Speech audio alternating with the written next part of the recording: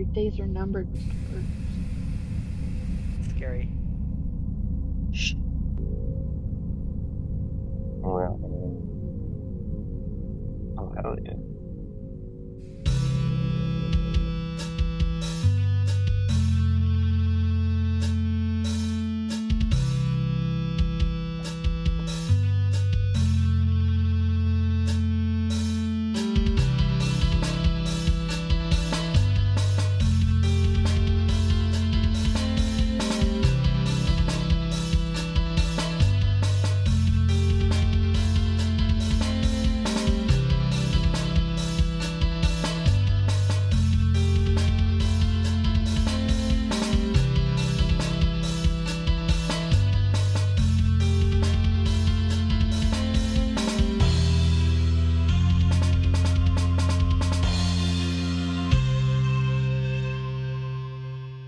All right. Hey, everybody, and welcome to Podawful. I'm your host, Jesse P.S., and with me, as always, is my co-host, Vito Gesualdi.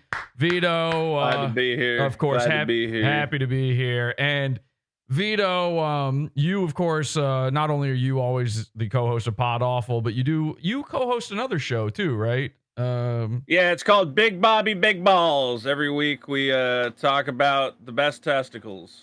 All right. And who's got them this week?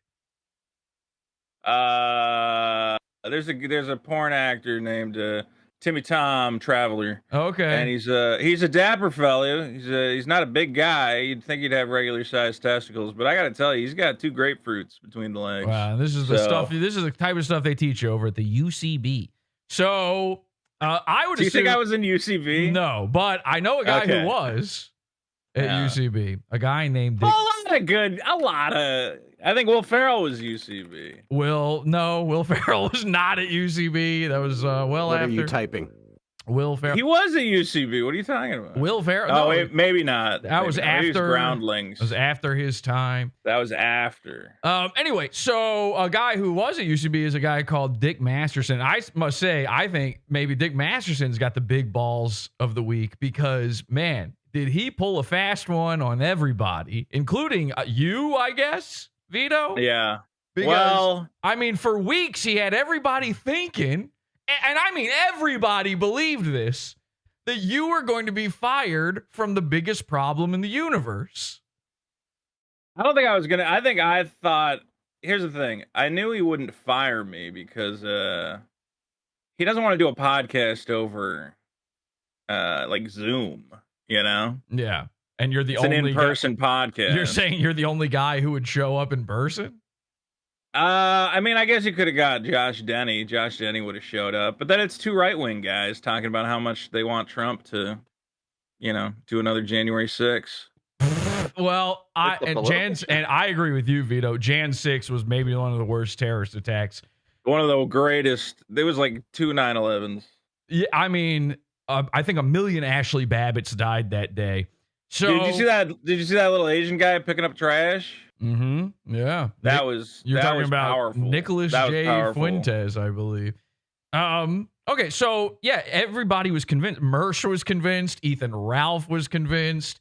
Ethan Van Sciver was convinced. This Josh Denny character you brought up was convinced. All these guys thought you were going to be fired from the show, and they all tried to jump right into your grave and spin around in it. And there's barely any room in that grave for you at this point. Let's be honest.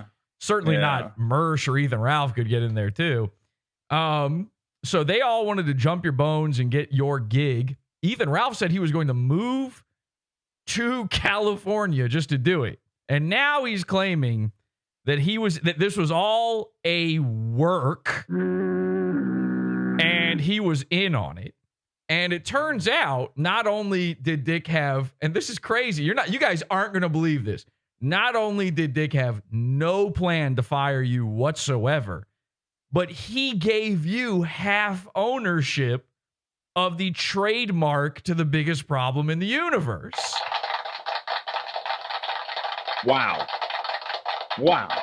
Who could have seen something like this coming? It would be impossible to prognosticate such a thing. I didn't know it was coming. That was a surprise to me. Well, Ethan Ralph seems to think that it was like a big bit that you were in on and he was in on, and he was helping push the narrative by pretending that he wanted your spot so bad. So you're saying that's not true?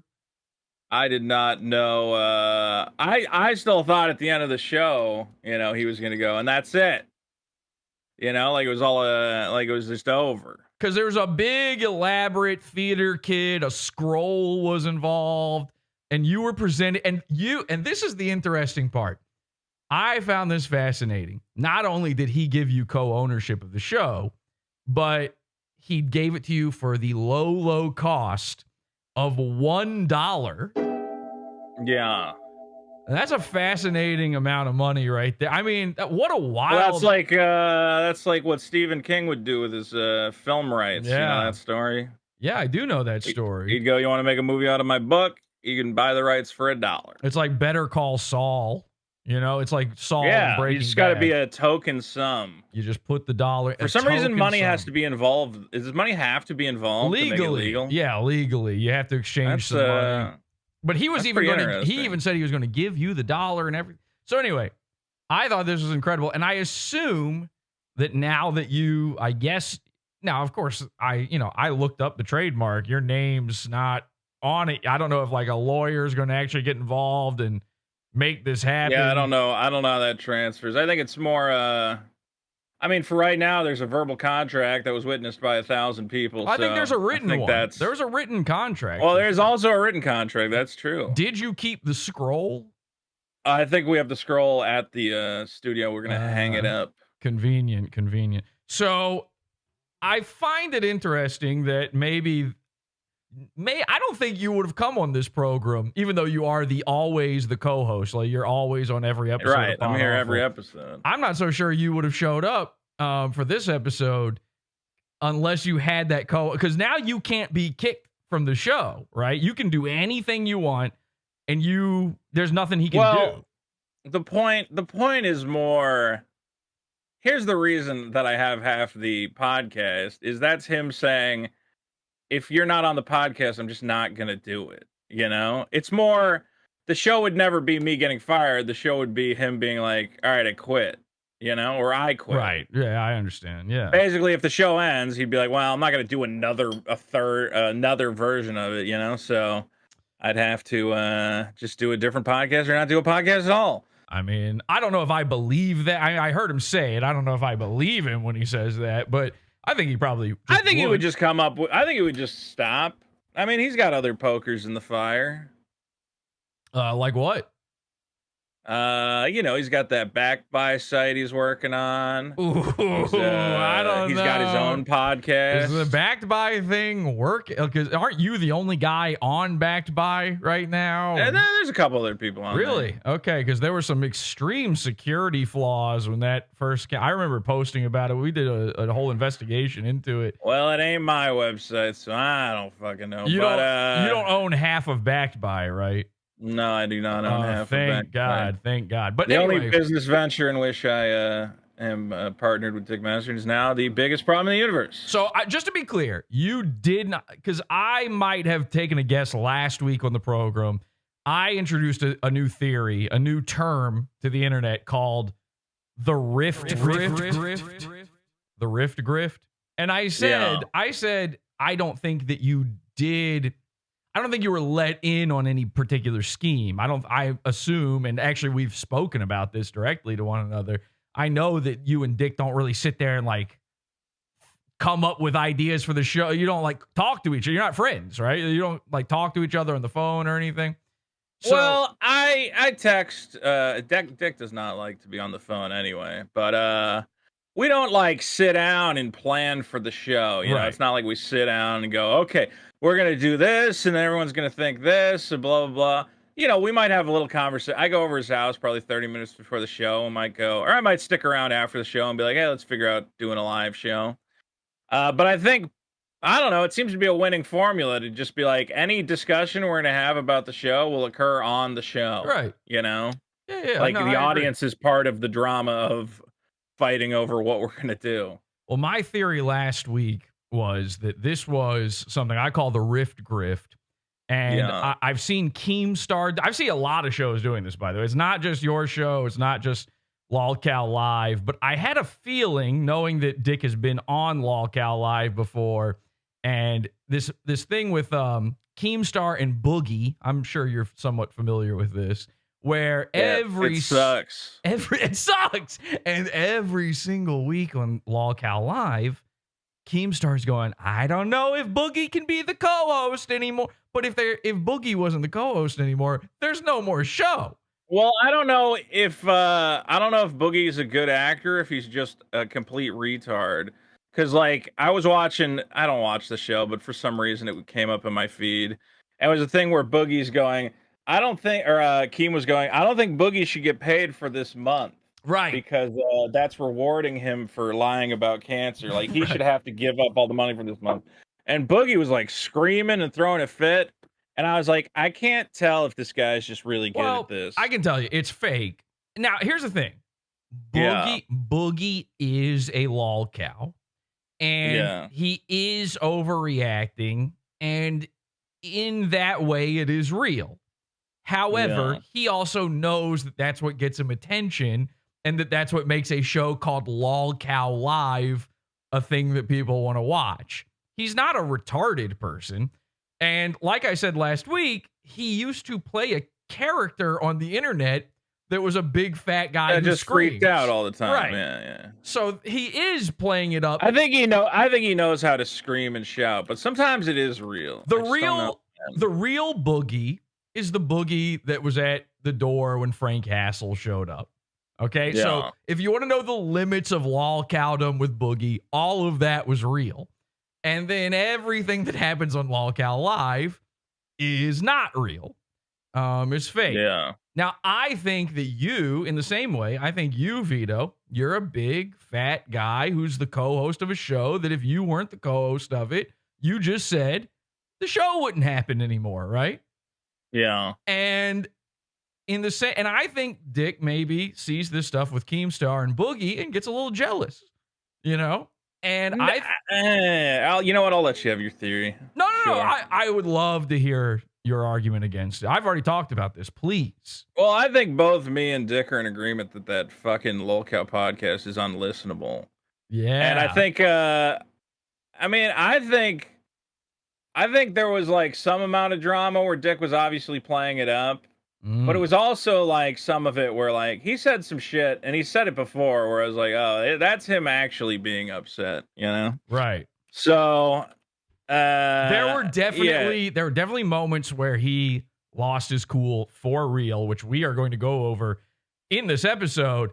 And then there are moments where, in fact, I think all of these moments were really a reaction to him kind of catching himself, coming out of character, getting actually for real mad at you, and having to catch himself and then spin it into a joke. There's a particular moment from a recent the "Are you threatening me?" moment that I think that was a real moment, and we're gonna watch that in just a bit. This was a crazy moment, but in the end, he said, "No, I couldn't do it without you." It was an emotional moment. I feel like you were probably, your glasses started fogging up. You were probably on the verge of whatever the equivalent of tears are for you, waves or something. For Italians, it's marinara sauce. Just comes pouring out of the face. I think it was like grease, but we're greasy people. Yeah, and I could tell you were a little choked up. I think you had never seen that side of Dick before. Well, occasionally, you know, it's like you do a show, and you, as an entertainer, you're not supposed to. Nobody wants to see a clown cry. Although sometimes they do want to see a clown cry, so yeah, I would disagree with that entirely, actually. Yeah, but sometimes people like when it gets a little real. Well, listen, I do believe that a little bit of this listen, if I let me put it like this. If I was in Dick's shoes, you know, his high heels and his hooves, and I wanted to tell you, like, I wanted to do this LOLCOW Live bit and make you my Boogie. You know what I would say to you is I would go, this LOLCOW Live show, this stuff stinks. God damn, that show is shit. I would never do anything like that to you. Well, I think that I just think the show would be unwatchable if it became that. And that's what I've been, that's kind of where a lot of this started, is I went, hey man, I know there's like some people in the comments who want this to be the big dumb fat liberal gets dunked on show. Yeah. But I also hear from fans who are like, hey man, the show's getting like unreasonably mean, you know, or it's just like constantly like shitting on everybody. Well, I think the key here then, whether or not my theory is correct here, which by the way, I feel like I have now been proven correct, and we're going to go over all that. But I think the real factor that could prove this, you know, for certain, is how did it affect the money? Now, I know people started pulling pledges, or at least they claimed they did, or it said they're never going to super chat Yeah, I thought again. the show was over. Because I was like, you were banning people who were super chatting, you were banning longtime patrons and stuff.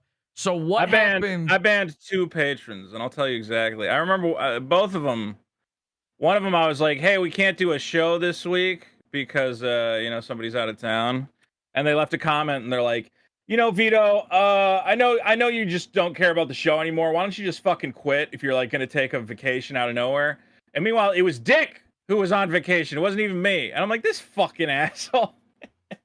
So I said, no, fuck you. And I, what do you call it? I banned that guy. Right, but how did overall though? This has been. And another guy, I posted like a heartfelt thing where I'm like, hey, you know, I'm going through a lot or whatever. And then in the Discord, he's like, look at this fucking F slur. I'm like, you know what? Fuck you, man. Well, listen, if the shoe fits. The point is, the point is, overall, I mean, I've been watching this thing sort of unfold from the sidelines without actually watching the show whatsoever. Yeah, I don't blame you. It's unwatchable. For weeks now. I feel like it's been at least 3 weeks, right? I'm not wrong to say that. 3 weeks? It's been about, about that. Okay. In that amount of time, money lost, money gained. Where are we at? Now after this episode where you've been, you know, given half the rights to the program. Well, what's weird is, so after everybody made a big deal, they're like, oh, Vito's banning super chatters. When the guys I banned were in there super chatting, nobody super chat. Don't leave any super chats for the show. And I was like, you can't super chat. Don't super chat. People are going to see that and then they're going to super chat. And again, like some of them were like longtime guys. I'm like, yeah, I'll obviously unban some of the guys who are like part of the show. Or anybody who says, hey man, I was fucking around, can I get unbanned? I'd go, yeah, of course. Which is the same way I am on Twitter. If you send me a message, you go, hey man, I was fucking around, can I get unbanned? Sure. But then Dick made a big deal out of it. I thought he made way too big a deal out of it. I'm like, dude, I banned like 5 people from the beginning of one show. It's not a big deal. But because he did that, all these people, you know, who are all up in arms about getting banned, they're like, oh my God, it's censorship. It's censorship. And I think we went from 87 down to 84. Hundy. So we lost like $300. And then there was some drama with a guy who's a psychopath who threatened to come to my house. And because of that, you mean Riley? Oh my God. You mean Dick's Riley? I said to this guy, listen, cocksucker, if you come to my house, I'm going to call the cops. And everybody said, oh my God, he's threatening to call the cops on a guy. And I'm like, if he comes to the house, if he doesn't come to the house, there's no problem. I was on your side with this one on the record. I was 100, even though I don't get why I can't say if a guy comes to my house, I'll call the cops. Oh my stars. Dick had no problem being against people going to people's houses when I sent my Riley to his house. So. Well, I guess the argument is that I'm supposed to love this guy because he's had bits on the show, but the honest truth is... Are you not allowed to mention Riley? I noticed that you are skirting saying Riley. Are you not allowed to say... I'm allowed to do whatever I want. I just have personal reasons why I don't want to talk about that individual. You know what? And I shouldn't even be talking about the situation. I don't know who that guy is. I don't know nothing about him. All I know is what. All right, but real quick, if anybody threatens to come to my house, I will tell them. Okay, well then I'm gonna call the cop. Good, but real quick, not about Riley whatsoever. Okay, let's put. I don't want to respect that. It's a completely different guy. I want to completely respect that with you, and let's leave that out of it. But what about his autistic girlfriend, the crazy? I have no idea who you're talking about. The face transplant, mutant. Never heard of any of these people. Uncanny Valley, disgusting girl with the saggy lumps for tits. her? You know, I have no idea what you're talking about. Okay.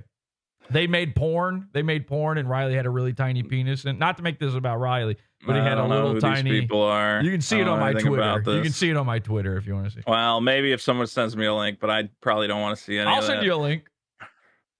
Please don't. Okay. I don't want to see any of this. Okay. It would be funny to like do a review of it though, maybe for your YouTube channel or something. Sort of. I don't really think that's something people try to want jack me to talk off about. to it, see if you can come to it or that kind of thing. Okay. Well, I'll make a note.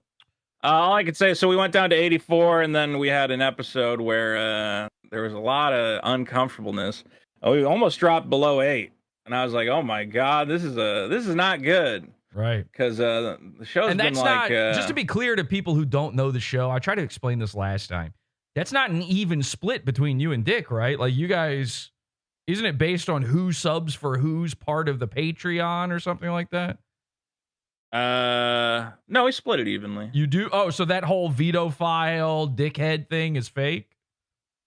No, I mean it's just a way of like, you choose who you want to support and then you still split it 50-50? Okay, seems well, you gotta imagine rift, like grift.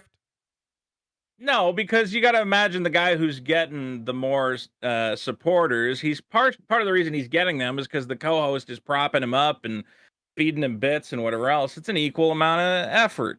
Okay, I mean, not to mention part of the reason they're getting the boost is we both do stuff on the website. I put together clips and whatever. So I'm helping get him supporters. Maybe I put a clip that makes him look great and 5 more people sign up. I'm not saying you don't deserve it. I'm just saying I thought that's how it worked. Okay, so I was wrong. I think it would be it would be very complicated to split it up according to the number of supporters. I was wrong about that last time. I'm willing to concede that part. So in the end, all told, net loss, net gain, where are we at? Well, the biggest loss, I think we were down 800, 900. And now for reasons I mean, here's the thing is this might be all temporary. People might have signed up just to listen to the bonus episode. Sure. But we are now up for the month from our lowest point. Our lowest point was 8,068. We're now at 10,767. So that's a change of about $2,600. Ladies and gentlemen, Rift Grift confirmed. So, well, I'm not saying we Rift Grift. I'm saying other people maybe are going to try and capitalize on it. Well, I certainly will be. If you wanted to, hey, listen, if anybody out there was thinking about signing up to the Patreon to listen to that particular bonus episode, the one part you want to hear is what we've just discussed. And I'll be playing it on this episode for free. So, the bonus episode. Well, you'll be providing commentary. That's I will be transforming it. You're going to transform the hell out of it. Here's what I'm going to do. I got it for free because a different guy who is one of your Patreon, he's a veto file. Yeah, he sent it to you. No. He streamed it. Oh, he posted it. He streamed it. He streamed it while it was live. That guy is great. What a great guy. Somebody messaged him. This is great. We need to actually explore this guy. He's more interesting than this whole podcast war thing. But this guy got a message while he was live, just stealing your content.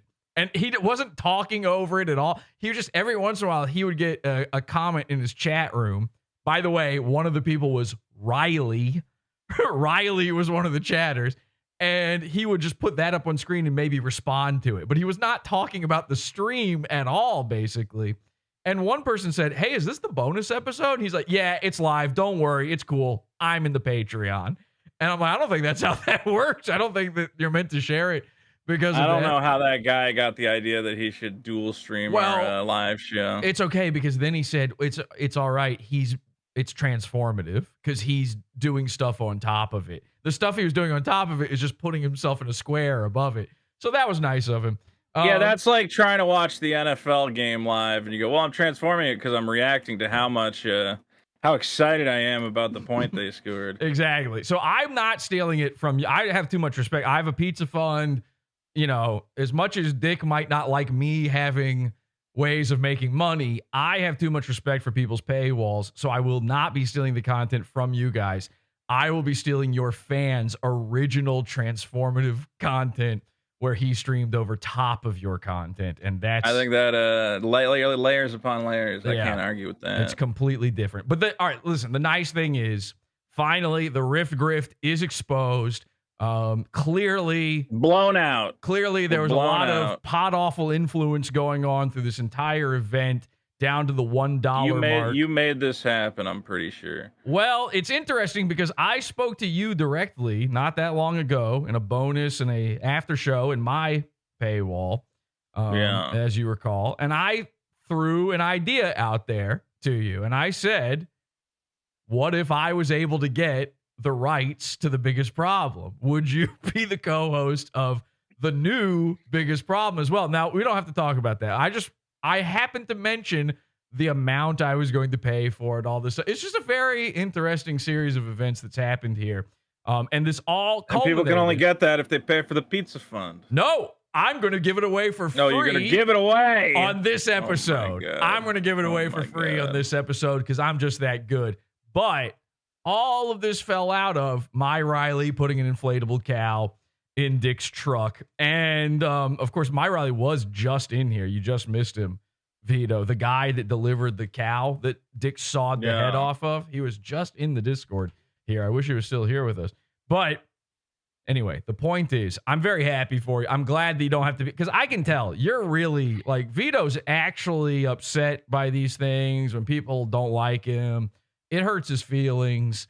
And I don't like the idea of Dick, making you his boogie, making you dance to his tune, and you falling for it, and him trying that's what I kind of, that's what I was trying to avoid, is I felt like the show was heading down, and I don't blame Dick for it, but there's some people in the audience who go, "Oh, I'm just listening to the LOLCOW podcast. Like, it's just the show where we beat up on this guy." And I was like, yeah, I gotta like put some sort of line in the sand where I go, guys, you gotta be a little more. And also just like, look, I love a good fat joke. I will play along with a good fat joke. But the chatters had devolved into, look at this fat pig. I hope this fat pig chokes on a ham hock and dies. And I'm like, okay, well, this is not joke. That's pretty good. So I guess there was some good ones still. I don't get that at all. I don't care. How much do you weigh? I don't care. I'm under 290 thanks to my beautiful Ozempic. Wow. Which is good. I mean, it's not as good. I got to lose another 60 pounds. What are you, like 4 feet tall? How is that possible? Why do you think I'm 4 feet? Does everyone think I'm short? I think I just thought you were. I just thought you were way, way, way fatter than 290. I'm 6 foot. Really? So. Okay. Well, yeah, congratulations. I think I'm even a little bit taller than Dick. Please, yes. You said you're 6 foot, right? Yeah. I agree that you're taller than Dick. Yeah. I might be 6 foot and a half. No, 6 foot even. Well, he's getting older. You start to shrink. You know? Take that stupid hat off, whatever dumb hat you're wearing that week, right down to the scalp, 6 foot even. And Dick is shorter. We've been saying for years that Dick's wearing lifts and stuff, so that actually makes a lot of sense.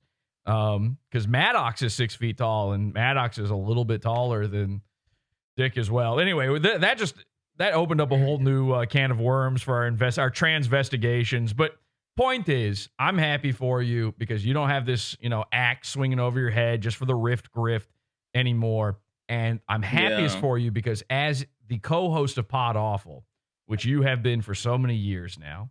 You're right. And you've been such a great co-host to me. And I've loved everything you've done here. And we've been sharing the pizza fund with you 50-50 for so long.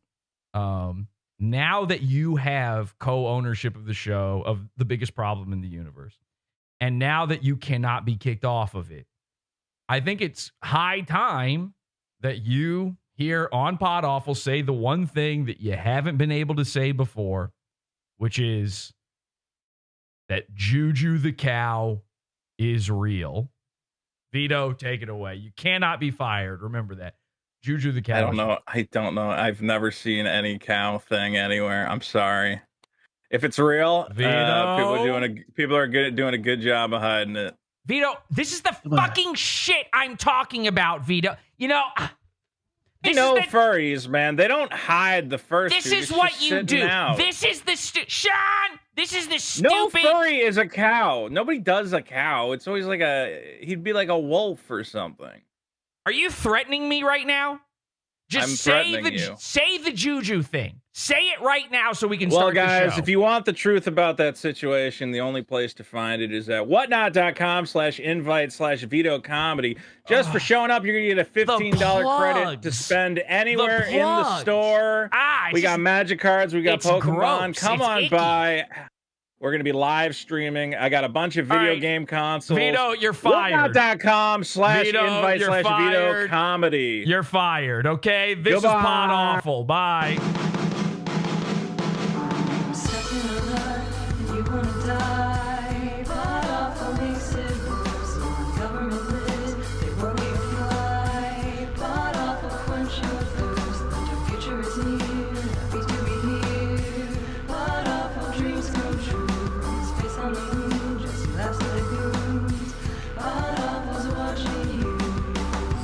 It's not a crime to enjoy sucking little boys' cocks.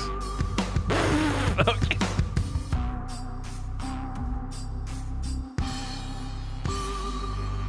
Yeah. Dick good, Jesse bad. Welcome everybody to the program. I'm your host Jesse PS, and sorry, but we did have to ban Vito from the show permanently. He is fired unless maybe he can turn things around. Check in next week to see if Vito is back on the show, but we will need your funds. Join the pizza fund, podawful.pizza, and maybe we'll get Vito back in here. We are going to go over this entire thing. That whole Vito bit was last second there. I saw Vito in the chat. He joined, so congrats to Vito for being spiritually unbound by Juju the cow, the biggest LOLCOW in the universe. No longer Vito. I am high energy. I can't control myself. And thank you to the henchman for sitting so patiently and quietly through all of that, except, of course, for Manfish, who couldn't help himself. He had to do a couple little weird sound effects in there. But you know what? I love him, and we made it through. So congratulations to everybody. Hi, henchman. Hi, Jesse. Hi, Jesse. Now, this is a message I keep seeing pop up in the chat room. We're live, of course, as we are Sundays, 8 p.m. Eastern Time, podawful.tv. Bookmark it, okay? Bookmark podawful.tv, bookmark podawful.com, and bookmark awful.tube. Because every time we lose a YouTube channel, we put a new one up at awful.tube, all right? That's the way this works. But there's a guy in our chat right now, and he says over and over again, he says this, so I assume he must want me to read this real bad. He says, Riley takes advantage of a girl who can't function alone. When she was left alone at Eric July's after he was arrested, Dick begged Alex Stein on Twitter to watch her. Riley takes advantage of her. And of course, he's talking about Mint Salad, who is truly I have autism. Autistic. I can't help it. And you know it's bad. Listen, not only is Dick, up to dastardly deeds. People like saying shit about Vito, but Dick Masterson's into everybody that accuses Vito of these bad things. That's the kind of stuff that Dick Masterson has said over and over again that is his bag baby.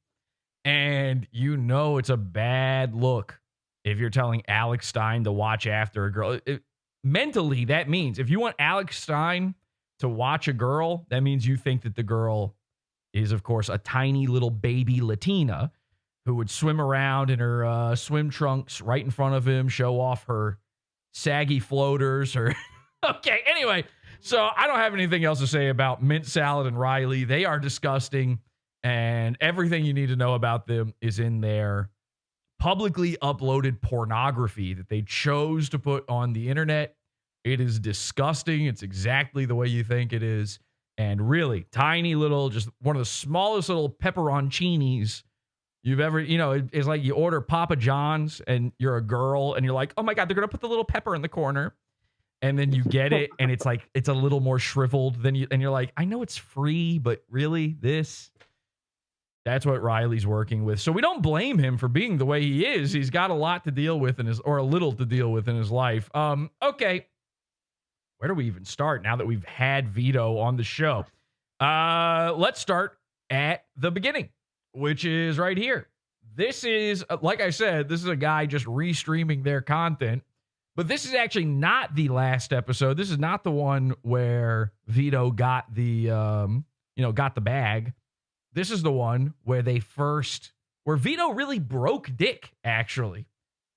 Speaking of Riley and his broke Dick, Vito managed to get Dick right up under his foreskin. Let's take a look at this. Episode. The biggest problem in jokes at my expense. Biggest problem in jokes at Dick's expense. Yeah, the biggest problem in jokes that aren't funny. I would like to do the video game challenge. I think that would be fun. So maybe people. No, it's too mean spirited now though. I want to do. You ever see the movie? That was like for like if like everyone is friends and we're all laughing. We at other are all people. friends. I'm having. I now love you. that no. Now it's like. Come on, what is this? Now it's like. Okay, well, jokes aren't funny. I would still like to be your friend, Dick. I think we are still friends. I hope our friendship doesn't end. They're not friends. And Vito just admitted it, by the way, on the show, but he's told us this in private before. They're not friends. They do not talk outside of the show. This isn't a bit whatsoever. And listen, if you are in Dick Masterson, Dax Herrera's life in any way involved in his show, you're not his friend, and he can't ever have a friend in this business of pod ever again, because look at what he did with Maddox. Maddox thought that he and Dick were friends. Maddox gave this guy everything. He thought they were like the best of chums, and it turns out he was the best of chumps. And Dick was, of course, playing him the whole time. Well, now he can't become and by the way, it's not that he can't become friends with somebody because they might do it or he might do it to them. They're afraid that he might turn them into the next Maddox, which is, of course, what he's trying to do with Vito here.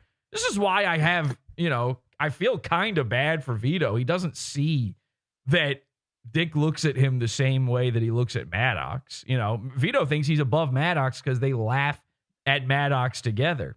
The real problem is Dick is terrified that one day someone will be smart enough to do it to him. Remember, Dick is in the captain's seat. He's in the Maddox chair now when it comes to the biggest problem. So it's the guy below him who's going to, if they were friends, he would get taken advantage of, and he can't have that. So now he can't have friends. Dick Masterson is alone on a tiny island, secretly recording himself making out with his girlfriend and then watching it back as a single tear runs down his infinite face. I'm enjoying doing the show, and I think people are enjoying the show. And all that matters is people like the show, right? Isn't that the most important thing? I don't know what that means. Well, we can figure it out. You know what? There's a lot to be figured out. No, I think the show's good when it's relatively honest.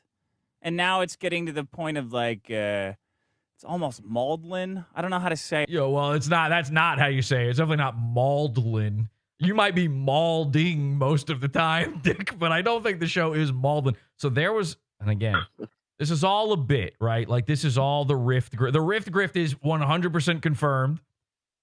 Dick ripped off Podawful's bit from the last episode. We're going to do a side-by-side comparison. I can't believe this, by the way. We watermarked the biggest problem in the universe weeks ago, and now the biggest problem in the universe is Podawful.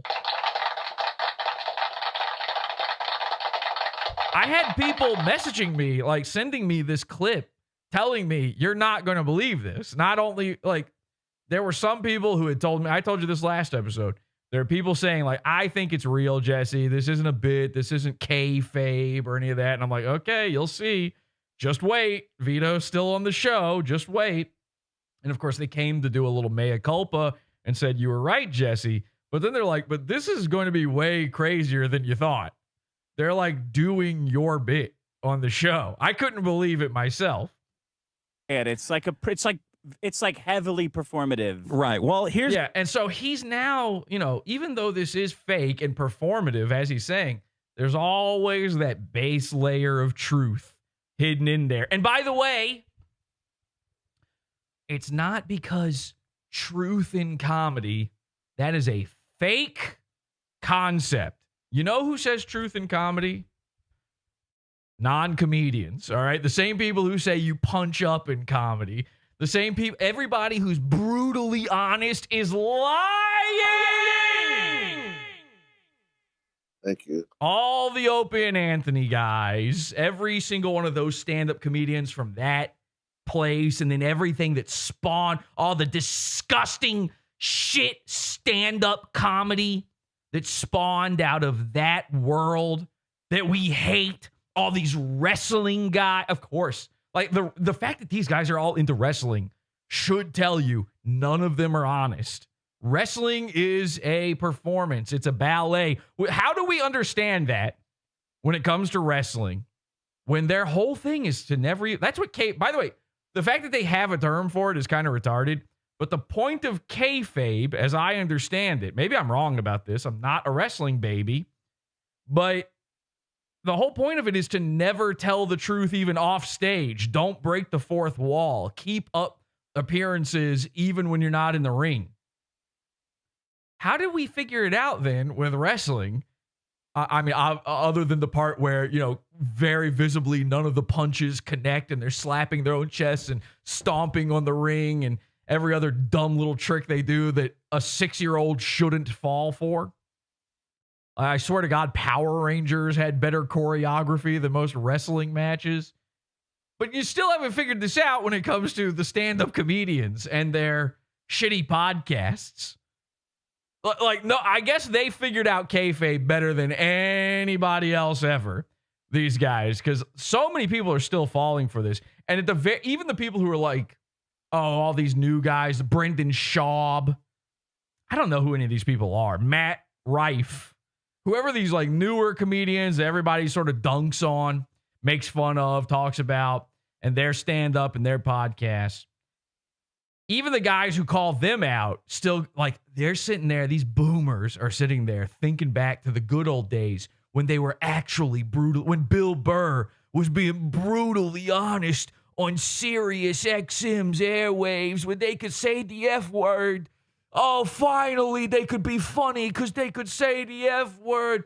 That was back in the day before PC culture took over. And again, brutal honesty is fake. So there's not a layer of honesty inside of this because they're being comedic. It has nothing to do with it. There's a layer of honesty in here because that's how liars work. If there's any truth in comedy, it's because comedians are liars, and liars use a little layer of honesty to build their make-em-ups on top of. If you've ever known a pathological liar, number one, congratulations, you've known a stand-up comedian. Sorry, all of your friends are molested. But if they weren't funny, by the way, they weren't molested. That is the key ingredient. It's like the Powerpuff Girls secret ingredients for making a stand-up comedian are a dash of pathological liar, a little bit of spice, nothing nice, and then the chemical X is molested, and thus the entire Joe Rogan guys were born. So the liar uses that little thin veneer of truth. So right there, Dick is being honest. Yeah.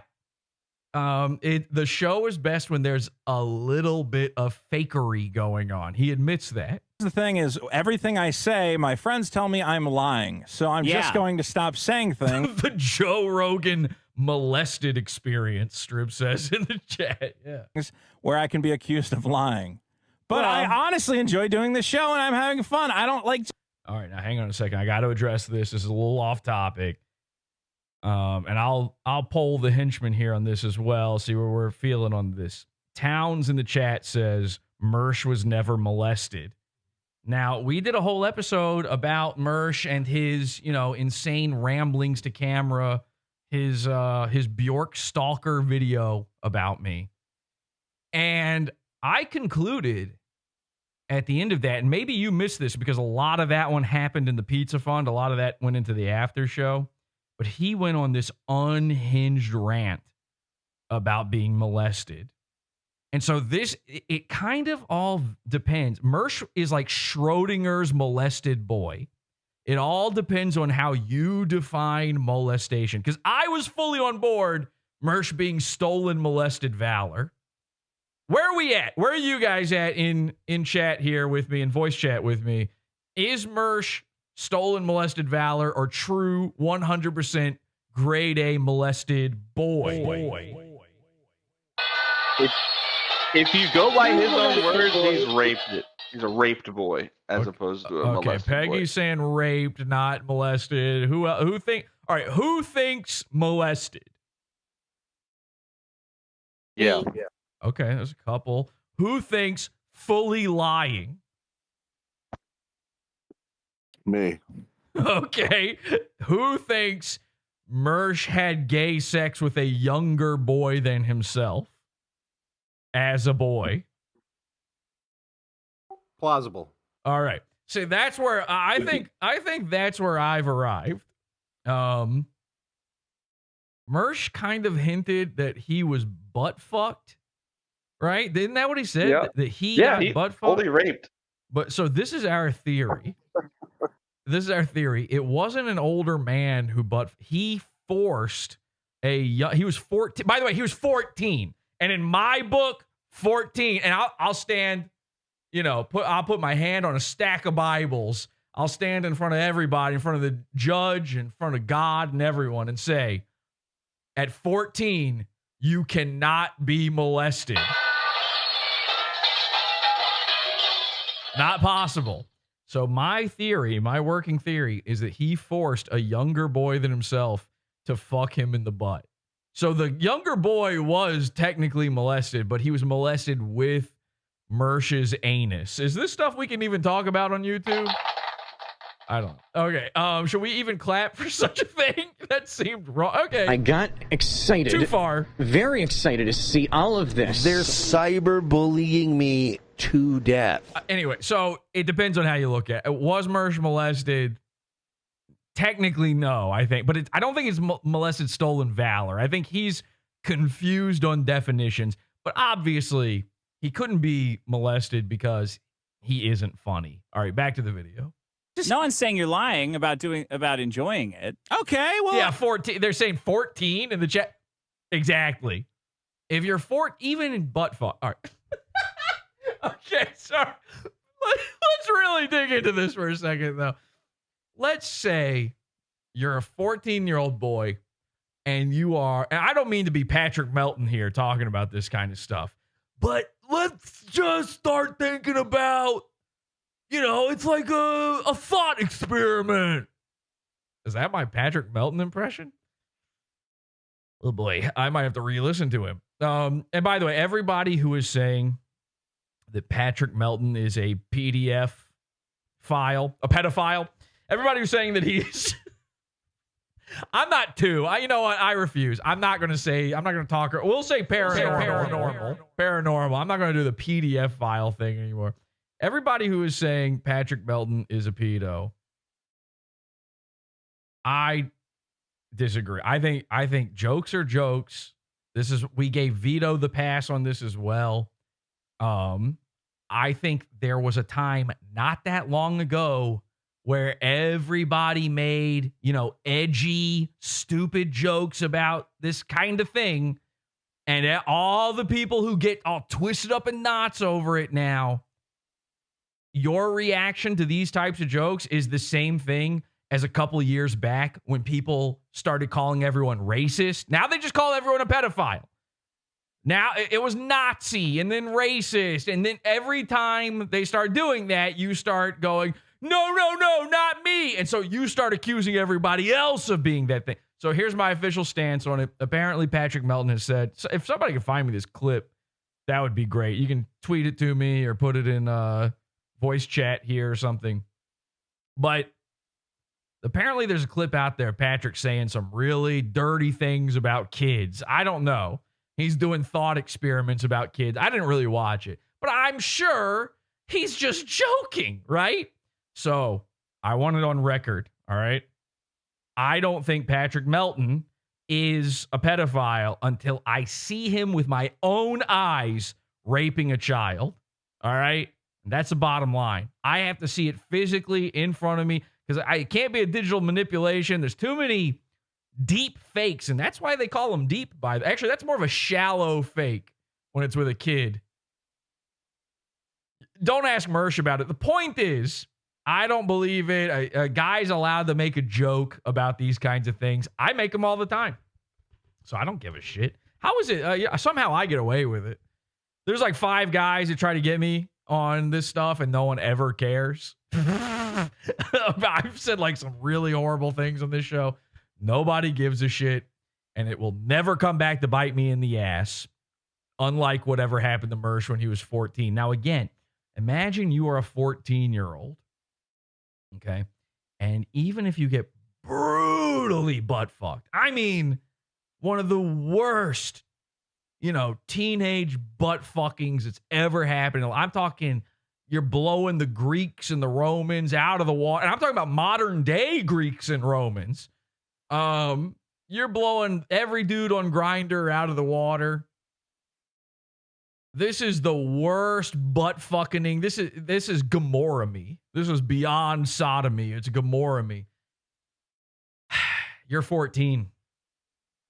That's not molested. At that point, you could be like, no.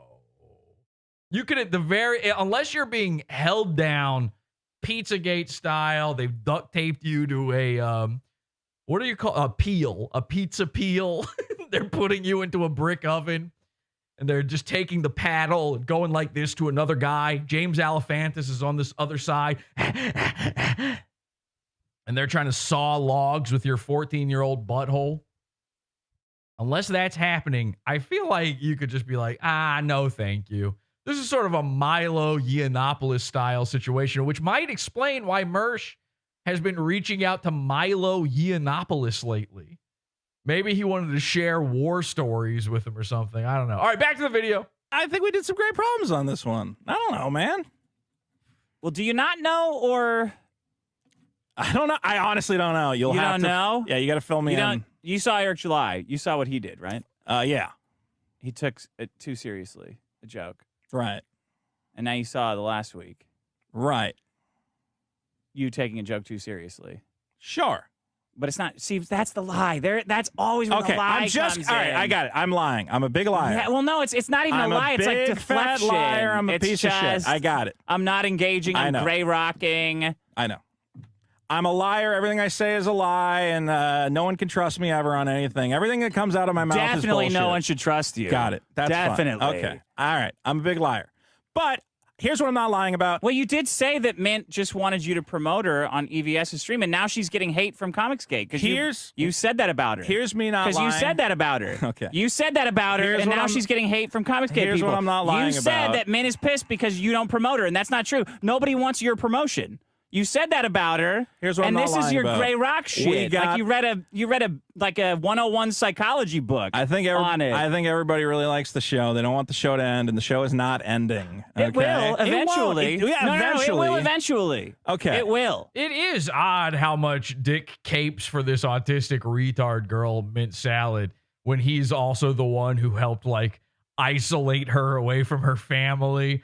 I think she was like adopted. She had like these nice adoptive parents who were like, okay, your parents threw you into a dumpster because, well, look, even as a baby, you could tell like she had that weird transplanted face, that hollow eyeball look to her. You could tell her head made an echo if you whispered too closely to her ears.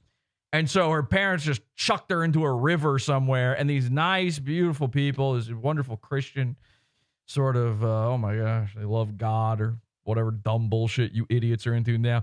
They picked her up, dusted all the sand and soot and dirt off of her and said, we're going to take you to our loving home. And then she started to grow and they're like, oh God, oh no, please. And they started every night before bed, they would kneel before their bed and they would, pray for the strength to make it through the next day with this idiot, this gibbering monkey that they've accidentally adopted. I mean, these people are saints, All right. Mother Teresa's a saint. Mint Salad's parents are saints. And then one day, she's 17 years old. Dick Masterson supplying her with drugs and alcohol, allegedly. This is what I've heard through the grapevine, getting them fake IDs. These are all things I have legitimately heard before. I don't know if they're true, but they sound real because this guy won't stop trying to, quote unquote, protect this girl. What do you have? Like, what is your big draw to Mint? I get it. She's got the floppiest, just absolutely. I mean, the cow ain't got any give in her anymore. You know what I'm talking about? This thing, if you tried to milk it, flies would come out. I'm not so sure these are tits. They might be larval sacs. Some sort of like a spider laid eggs on her chest a few years ago, and they're just waiting. One day, the most horrifying horror movie is going to hatch from her. Anyway, he isolated her apparently from her parents, and like I think he called her parents on air. So I don't know. I don't know the full story there. Here's what I do know. I've got the Patrick Melton clip. Let's take a look at the Patrick Melton clip real quick. I found that. Now, this is not going to be a popular opinion, but couldn't we generate realistic child porn? All right. Did I put my seal of approval on that earlier? All right, let's hear him out. I don't know. Let's just see where this one goes. What do you guys think? I mean, maybe he could be making a good point here. This is... That would satisfy... Yep. Woo, buddy. Okay, now this next word is going to be the most important word of your life, Patrick. Okay, two unpopular. Okay, he went to a different topic. That's not good. What was it going to satisfy? Because if the answer was you, we're going to have to retract all previous statements. Opinion, but couldn't we generate realistic child porn? All right, so just I mean, it's like the scientists, you know. Sometimes they just think about could they and not should they. That would satisfy. Okay, two unpopular opinions about the child porn thing. He's stacking them up. He's really digging a hole here. I mean, really, you can just start off with one unpopular opinion. See where that one goes. Get a feel for the crowd. Check out the room. Now, I think Patrick's a stand-up comedian. I think he's a funny guy. Violently molested anyone? Horrifically 14-year-old butt-fucked I don't know. But I think Patrick's a funny guy. So let's hear him out. Number one. I think we'd all agree.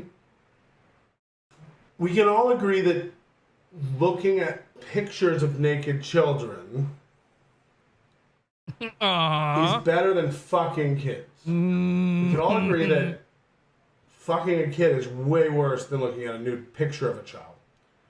So, all right, we're all in agreement. It's generative AI, right? And I think it is illegal to like make images of child porn. I'm pretty sure that's a law. Think? Maybe we allow them, like maybe it's not, to just go in a room and just keep generating as much child porn as they want. Look at people in the chat; they're so uncomfortable. Stop! Imagine being that fucking gay. Imagine being such a pussy, where you're like, you can't. Don't even talk about it. I'm so uncomfortable.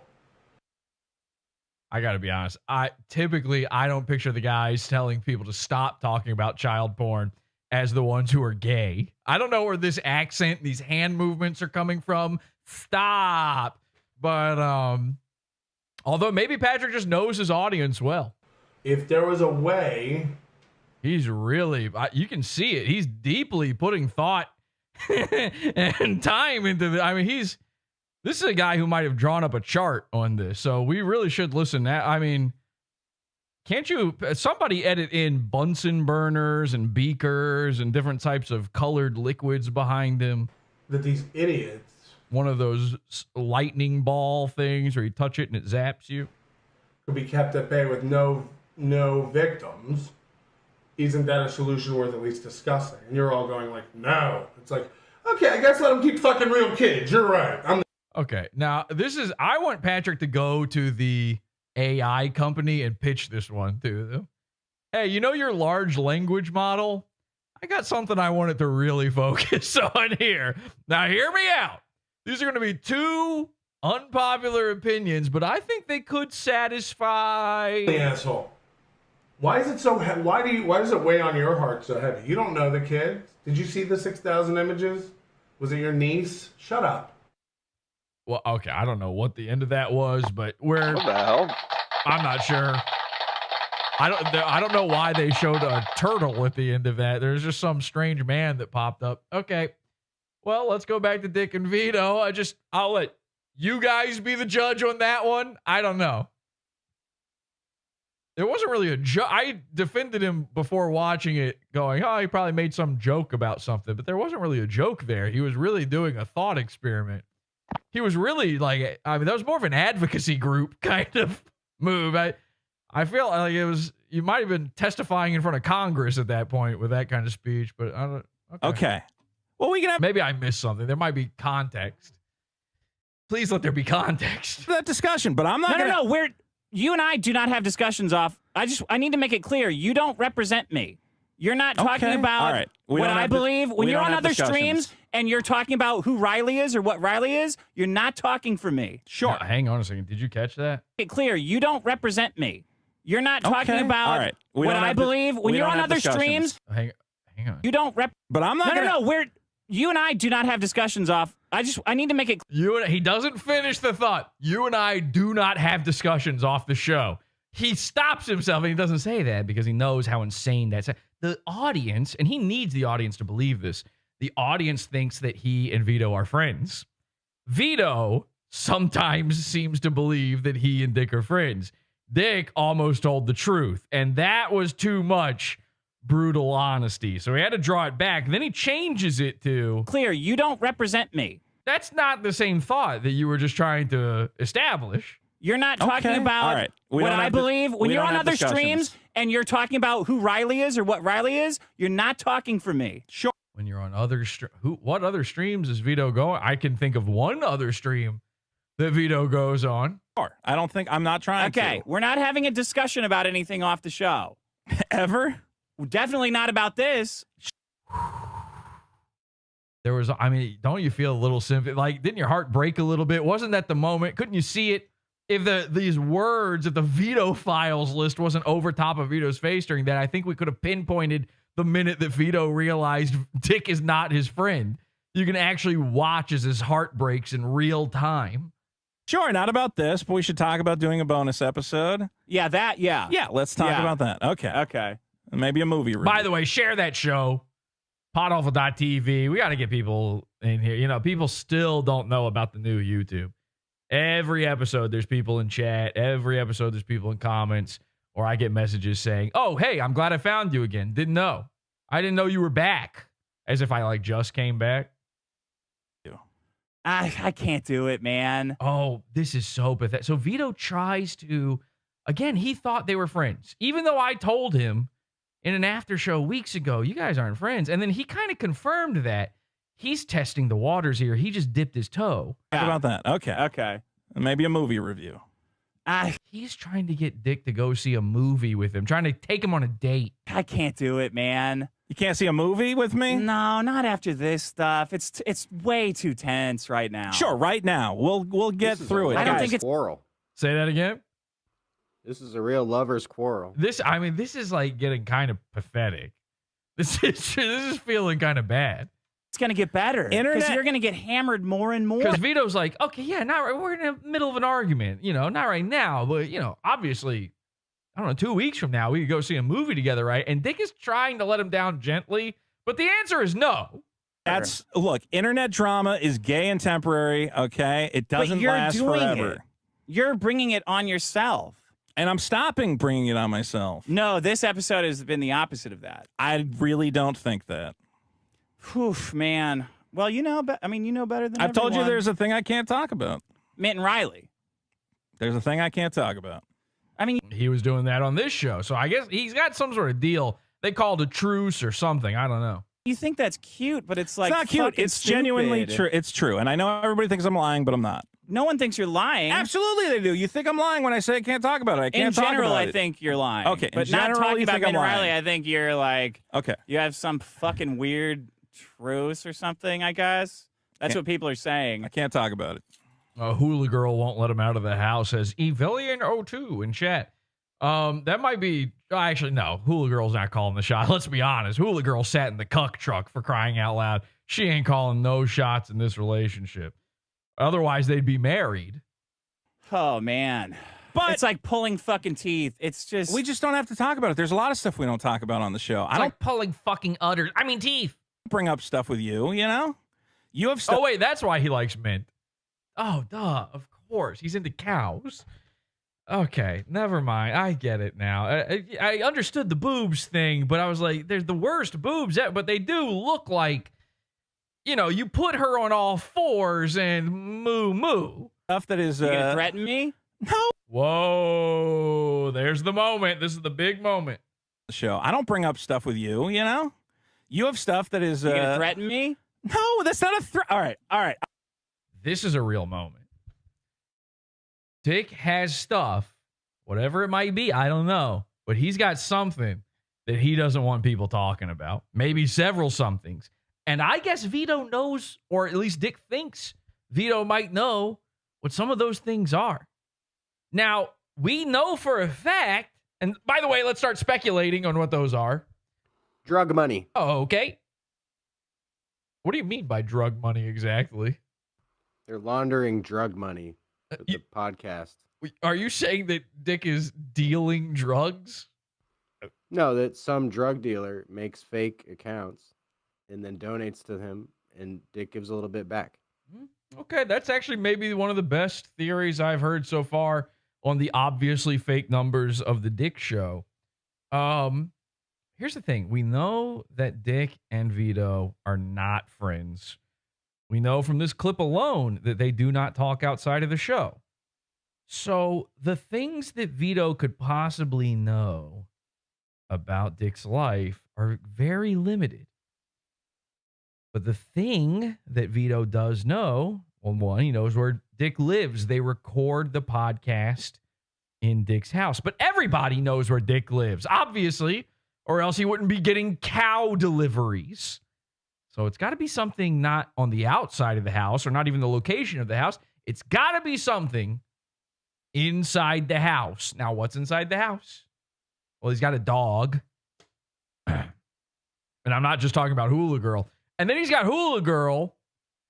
But we already know about Hula Girl. What else could there be? Now, there's got to be something apparent in either the relationship between Dick and Hula Girl, or Marie, as I call her, or something going on in there that Vito knows vicariously simply by going to the home that he could have picked up on that Dick, you know, this is not a conversation they've ever had. It's not like Dick sat Vito down and said, don't you talk about whatever's going on in here. That's not what happened.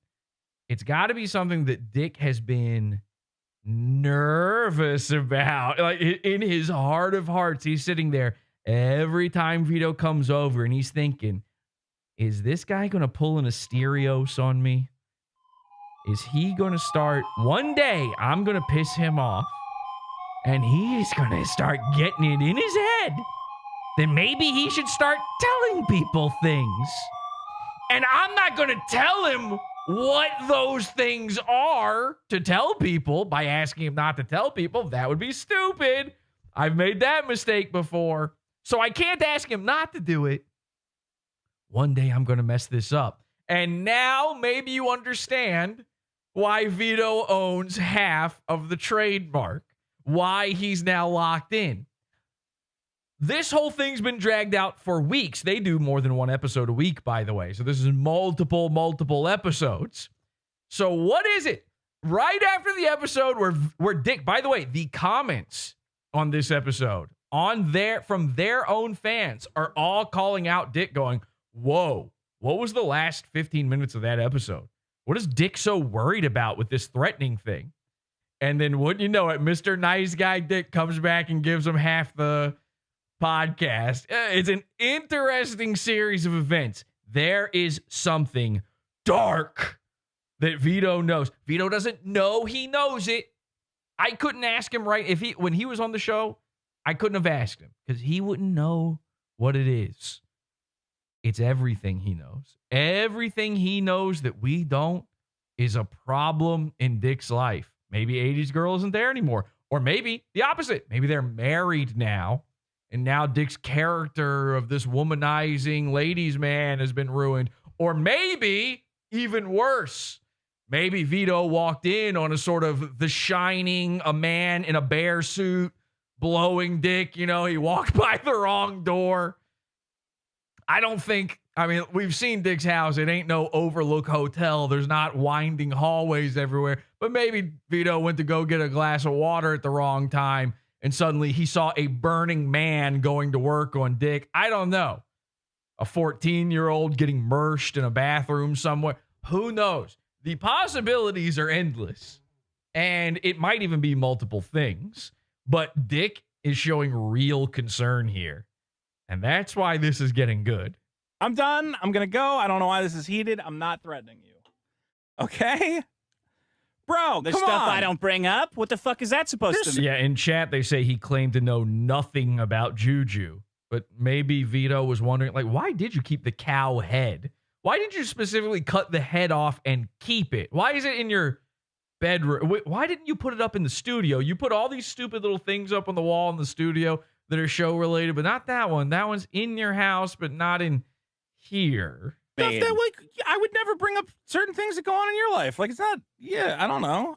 Oh, really? Certain things. Now, of course, Vito's totally innocent here. Vito is not actually thinking about anything when he says that. He's just saying, the way you respect your friend. You don't bring up their personal life. You have, red... You better be fucking sure you're going to call... You have... Wait a second, Vito. What was that? Things that go on in your life. It's not... I don't know. You have, red... You better be... You have red flags? What was he about to say there? Red... What was it? Red... Fucking sure you're going to call the cops on me, too? Is that next? All right. So now Dick's caught himself. He tries to spin it around. Oh, yeah. Remember when you called the... What is there to call the cops on, Dick? Is there anything? And obviously the answer is no. Whatever this is embarrassing, but not illegal. So I don't think it's drug money like Manfish was saying. But whatever this is, he's willing to say the cops line because that is a joke. And now he's hiding. He's hiding. We got a sliver of truth and then the joke on top. You want to call this one? I love everybody. Great show. Biggestproblem.show. Vote on all the problems. Patreon.com/biggestproblem. And don't forget whatnot.com/invite/freeriley.fun. Okay, and now we're into plugs and we don't want to hear anymore. So let me know in the chat. What do you think Dick has to hide? Because we need to get Vito to start thinking about whatever this is.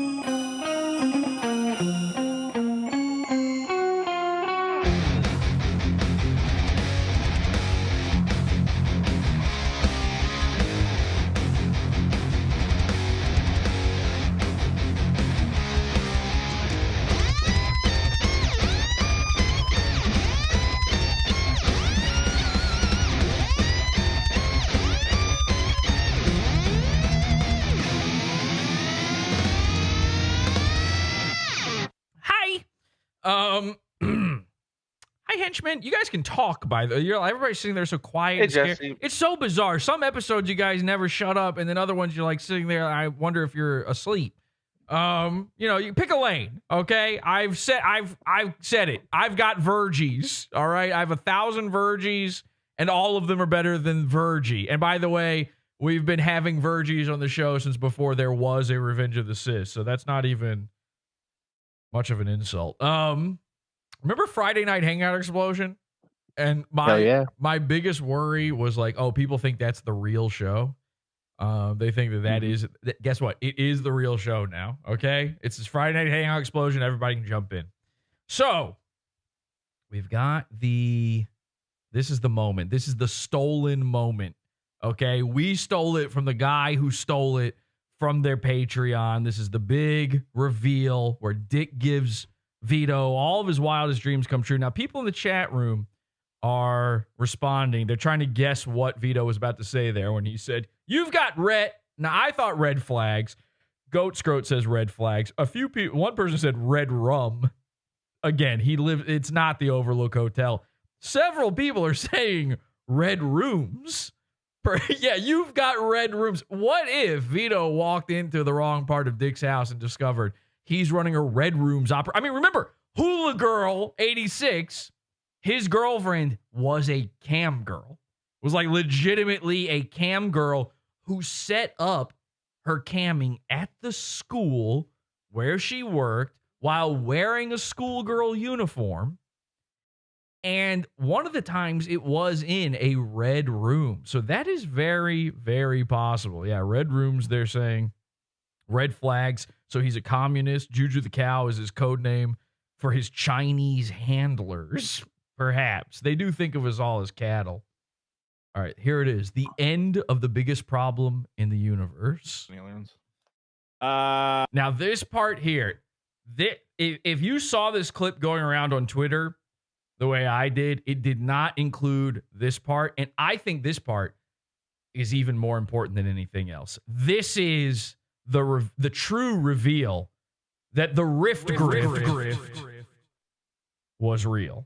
My problem, I think everyone is going to agree that everybody hates this one. It's ending fake outs. All right, so it's a little hard to hear because you've got this little retard. Thank you to this. I don't remember his name. Black Adam or something is this guy's name. This guy, by the way, on every video on his channel, every single live stream he does, including this one, this is like unwatchable. It's so hard to sit through this dude. Luckily, he gets pretty quiet here in a second. But he just keeps going like, I love Rome. I'm a Rome bro. I'm super into Rome. And again, that's like, 14-year-old boy, Mercian territory at that. But at a certain point, listen, Rome is interesting. A lot of guys, there's that meme. What do they say about the guys are sitting around thinking about Rome or whatever? And sure, yeah, you think about these empires and the history and all that. Me, I'm more of a World War II guy. You know what I mean? Not really into Roman stuff. I'm more of I think about a certain war and a certain theater of that war all the time. The Pacific Theater of World War II. Point is, this guy's always thinking about Rome. And at a certain level, you start thinking about Rome too much. You're thinking about, the rent boys and the little bath boys are coming up and they've got pottery of these guys doing stuff to Mershes, 14-year-old Mershes, where clearly the 14-year-old Mershes are into it. So I get, hey, what can I say? It was ancient cultures. What can I say? Look, it's always existed. By the way, whenever they do that thing where they're like, there were always gay people, and then they show you the Roman pottery, and you're like, isn't one of those a kid? And they're like, never mind. Bye. Bye-bye. Oops. Sorry. Oopsie. And they just Mega Man teleport out of the room. Okay, so this is the end of the biggest problem. We've got Rome, bro. Dick just said something very pivotal here. He's giving the final problem of the episode. Is going to agree that everybody hates this. Everybody agrees and hates this problem. This one. It's ending fake outs. Ending fake outs. When people fake out like they're going to end something and they don't. Usually it's for attention. Like bands will do this. Guns N' Roses, like this is the last time. Fake retirements. I'm sorry. This is JCS criminal investigation. This is the confession. I did the investigation a week ago on the show, and here's Dick going, okay, you got me. Cuff me. That's it. It's over. We did it. Podawful one. Podawful one. This is like, what was the Jinx? What's the Jinx's name? Anybody remember the Jinx? He went They did that great documentary where he goes to the bathroom and then he secretly starts revealing the truth about the fact that he's a murderer, and that's how they got him.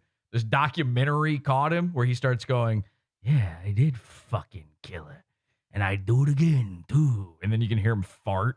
He just rips a loud one. He's like, yeah, I killed them all. Robert Durst. Robert Durst. Yeah. Fred Durst's dad, by the way. Why did he kill those women? For the nookie. Come on. So, come on.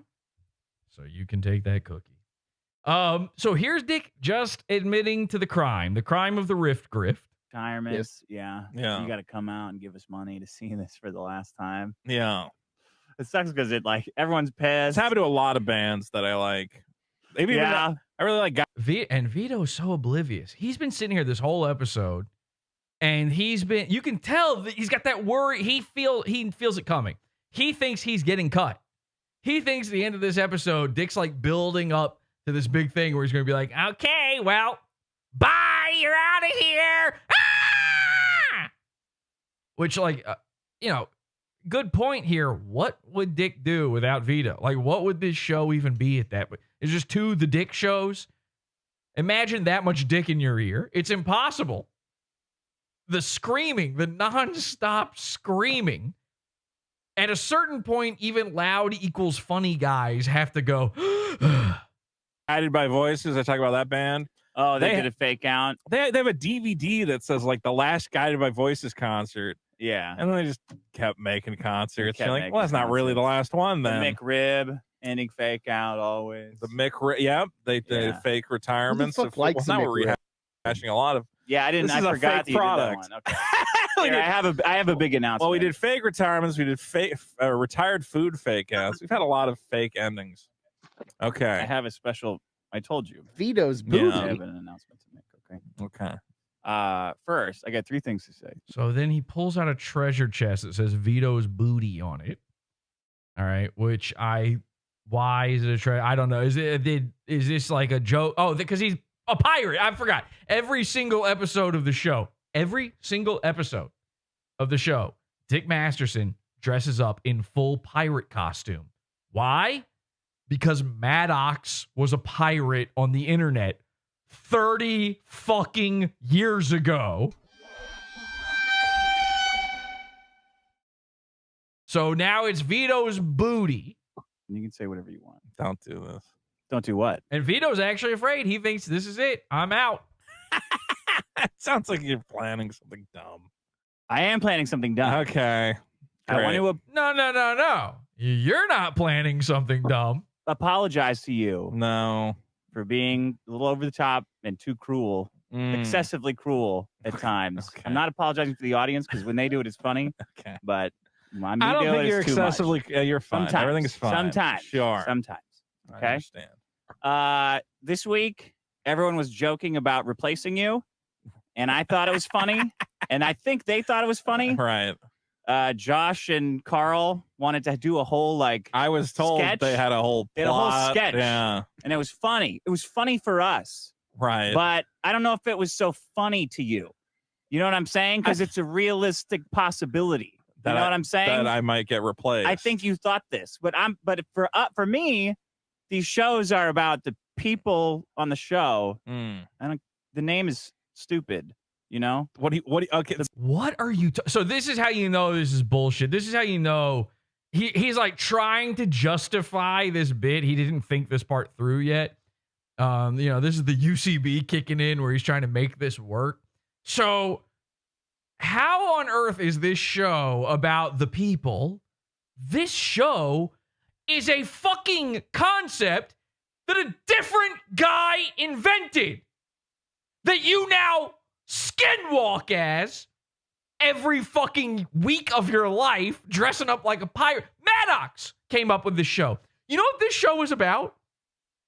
It's about biggest problems. Oh, the joke is that they talk about these little tiny problems, but they make a big deal out of them. No, it's about the people. So none of this was thought through because He really wanted people to believe that Vito could be out. And he got all his little minions to help him do it. Whether he told him to do it or not, he got him to do it. And then he realized, oh shit, I'm not Keemstar.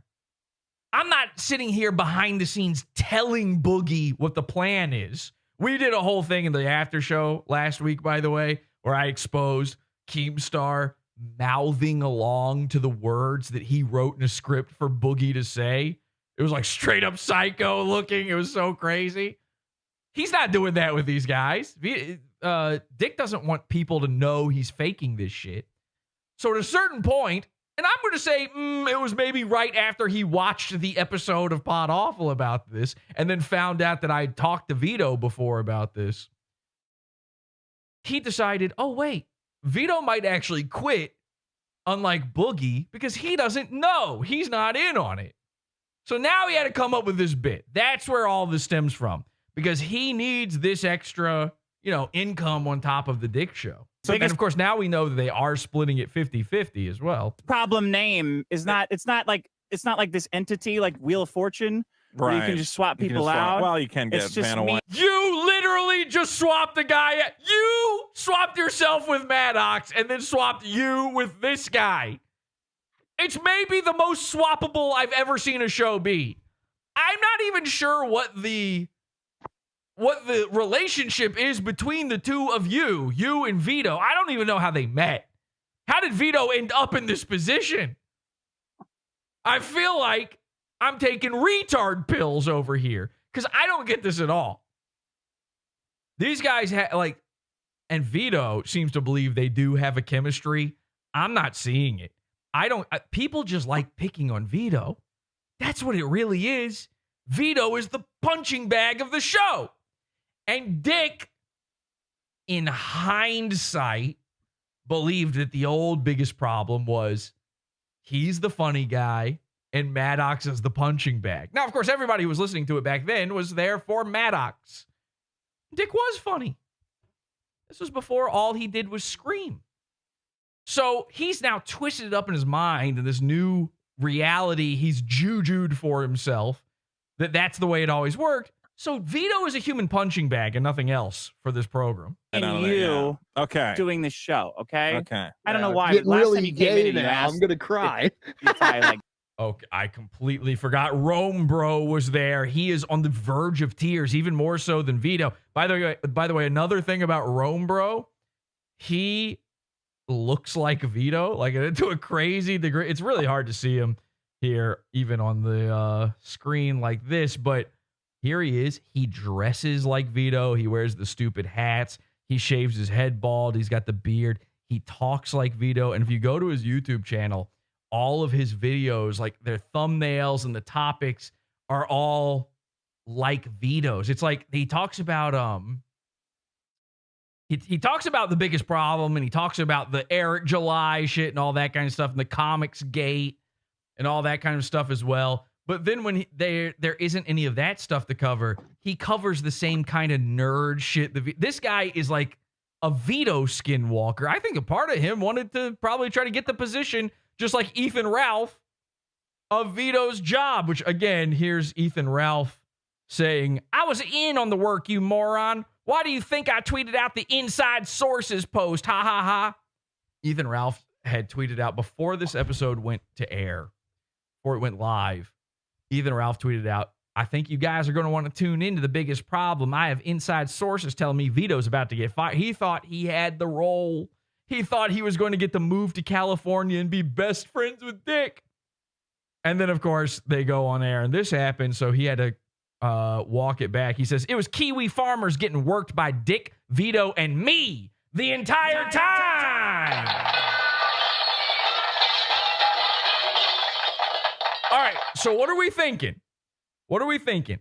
Is it one of two things is happening here. Either Ethan Ralph is lying and saying that he was in on it with Dick and Vito, which means Vito is in on it, which means the Rift Grift is even truer than we originally believed, and Vito is even still working us now, appearing on the show. Or Was it all fucking, Ethan's just lying because he's a fat retard who is being made fun of on the internet by Kiwi Farms yet again? Yeah, it's that one. Yeah, it's that one. Okay, it's that one.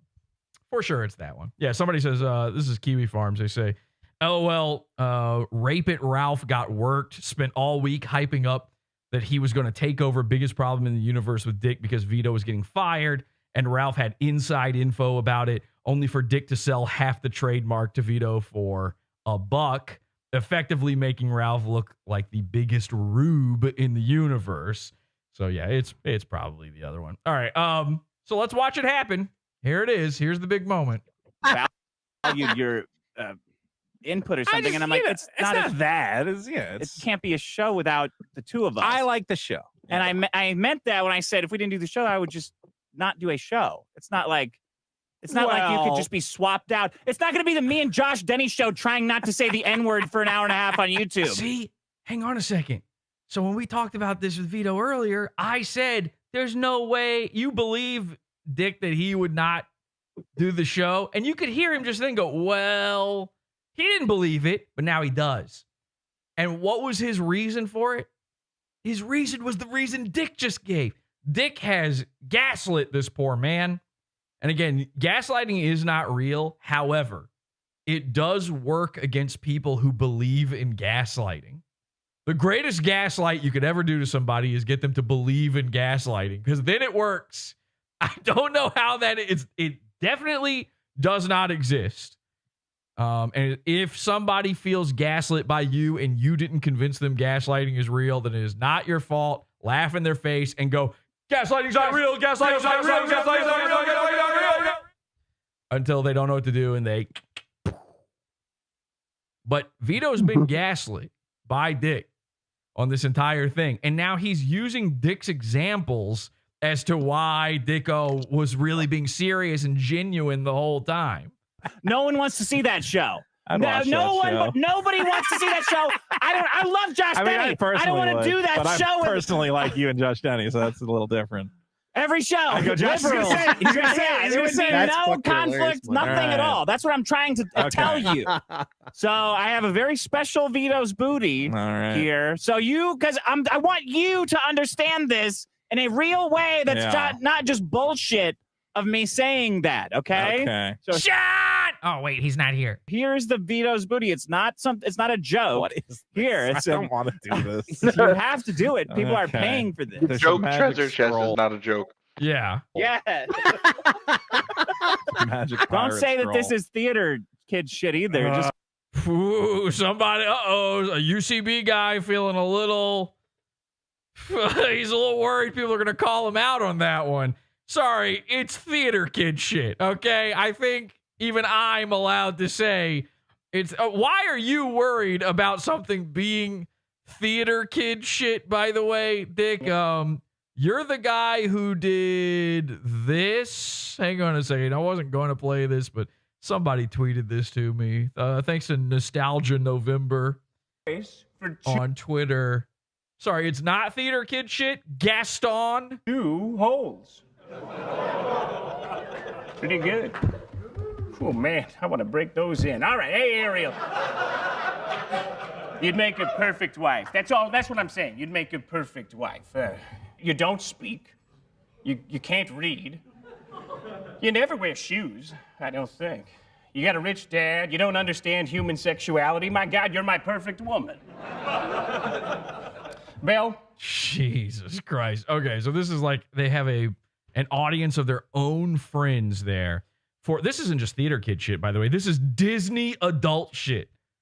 This is a roast of Beauty and the Beast, and Dick is playing Gaston from Beauty and the Beast, who I only even know who that character is through like cultural osmosis. I saw the movie as a kid. I don't remember this character at all.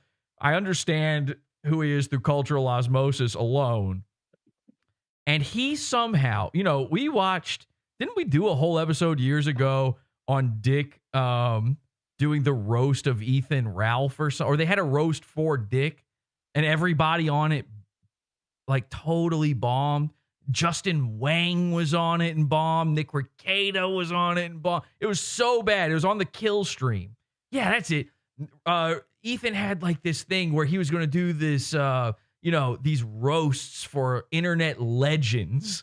And his first internet legend ever was Dick Masterson because he's trying to make Dick his friend.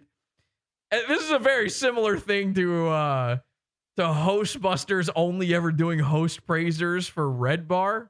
Because I don't think there was ever a follow-up Internet Legends roast. I don't think another one ever happened. I might be wrong about that, but I don't remember another one ever happening. So that was this terrible, terrible roast. Everyone's jokes completely bombed. This thing's all pre-written with a bunch of comedy people.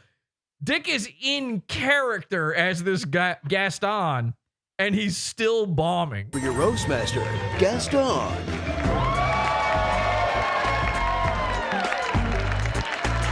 And, if you're like me, you don't really know this Gaston character. I guess he's like a manly man, because Dick's such a manly man. Just ask all the manly men at Burning Man.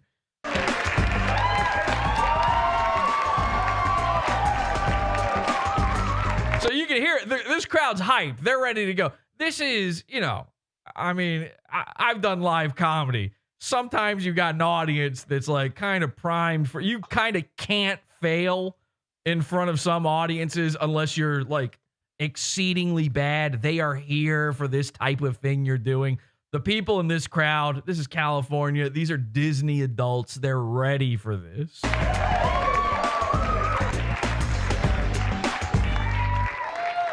Bonjour. I'm Gaston, daring adventurer, a cunning hunter, and the only man in France who can do a push-up. I'm thrilled. Whoo! With Jesus. First joke out of the gate. They're already, you just got an oh. Oh, that wasn't like nobody in the crowd was French. It's not like they're upset. You didn't offend them. They're like going, oh, that sucked. That's what this is going to be, huh? This is going to suck. Oh, that's the next hour and a half of my life. Thrilled to be your roast master tonight. It's really great to be here, actually. I'm feeling especially great because I just had my way with those 3 slutty bartender waitresses with the huge cleave. Yeah, you know the ones I'm talking about. Everybody knows the ones I'm talking about. Don't worry, I took good care of them because everybody knows. No one fucks like Gaston, pelvic thrusts like Can you Gaston. turn this off, please? You want me to roll it back and start it over so that you don't step on this bit here so that we get the whole thing? Is that what you said you wanted me to do? Because if you had just not jumped it, the one time you've jumped in this whole fucking episode, by the way, it's not like you've had a lot of other fun things to say, Boat. I'm sorry. On this one. And here's really what was going to happen. I was going to let him do this one joke and then be done with this segment. And you, my friend, just bought a ticket to ride. We're now in roast world. God damn it, Boat. Congratulations, Boat. Enjoy. I was literally waiting for this one joke because it's so bad. Good care of them because everybody knows. No one fucks like Gaston, pelvic thrusts like Gaston, goes for 45 seconds and nuts like Gaston.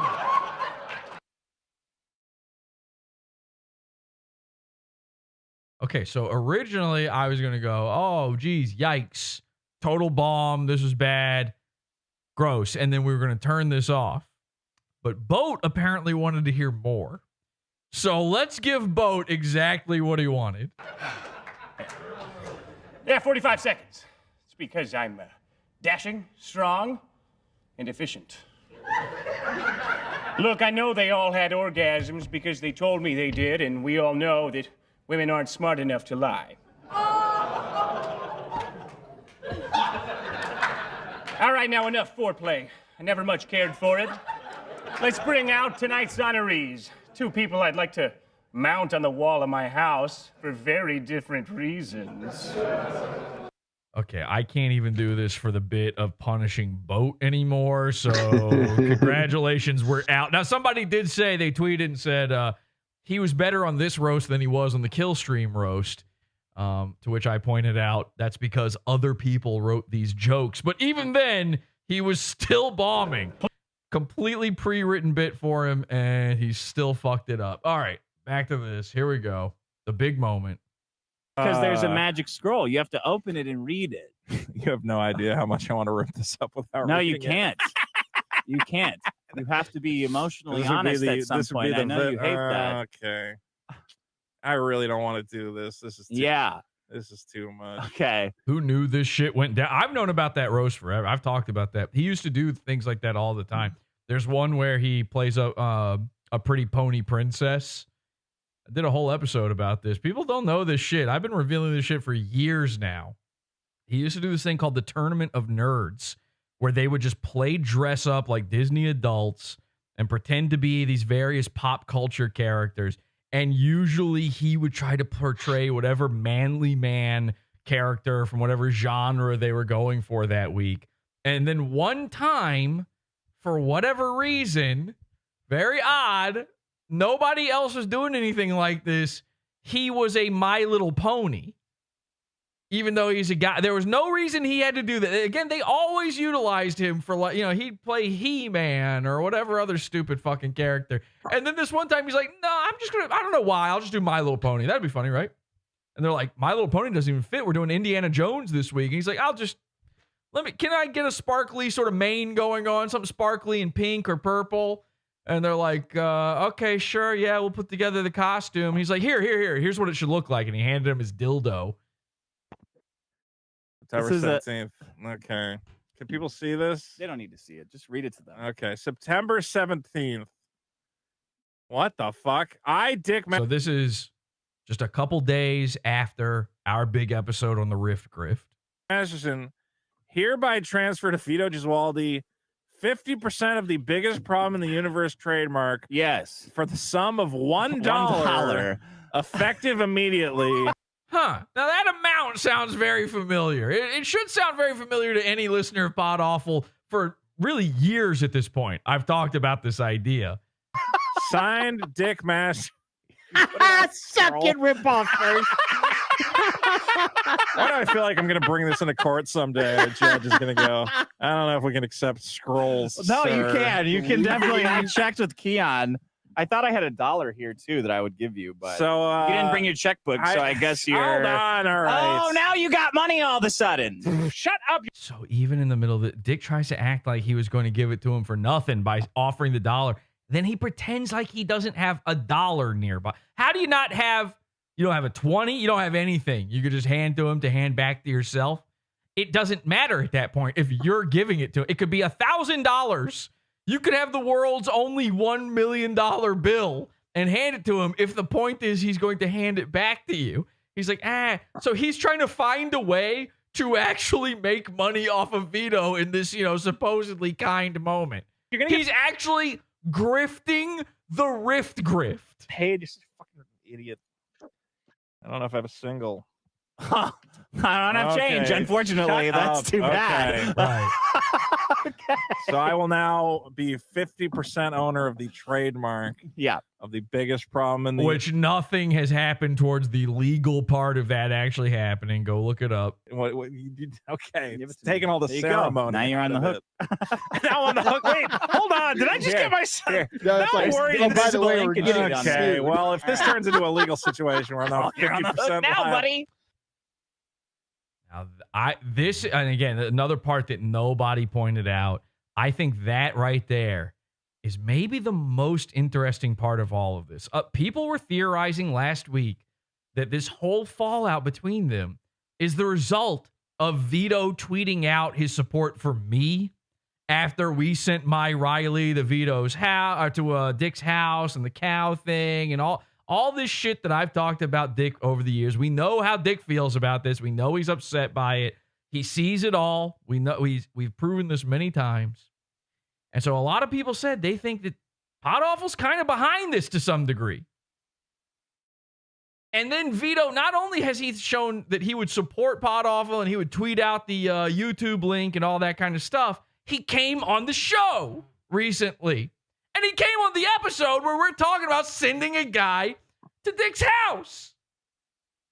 Now listen to this part one more time. Okay, well, if this turns into a legal situation where I'm not You're on the 50% hook now, buddy. Now you can do all your gay fun shit. If this turns into a legal situation, well, you're on the hook now, buddy.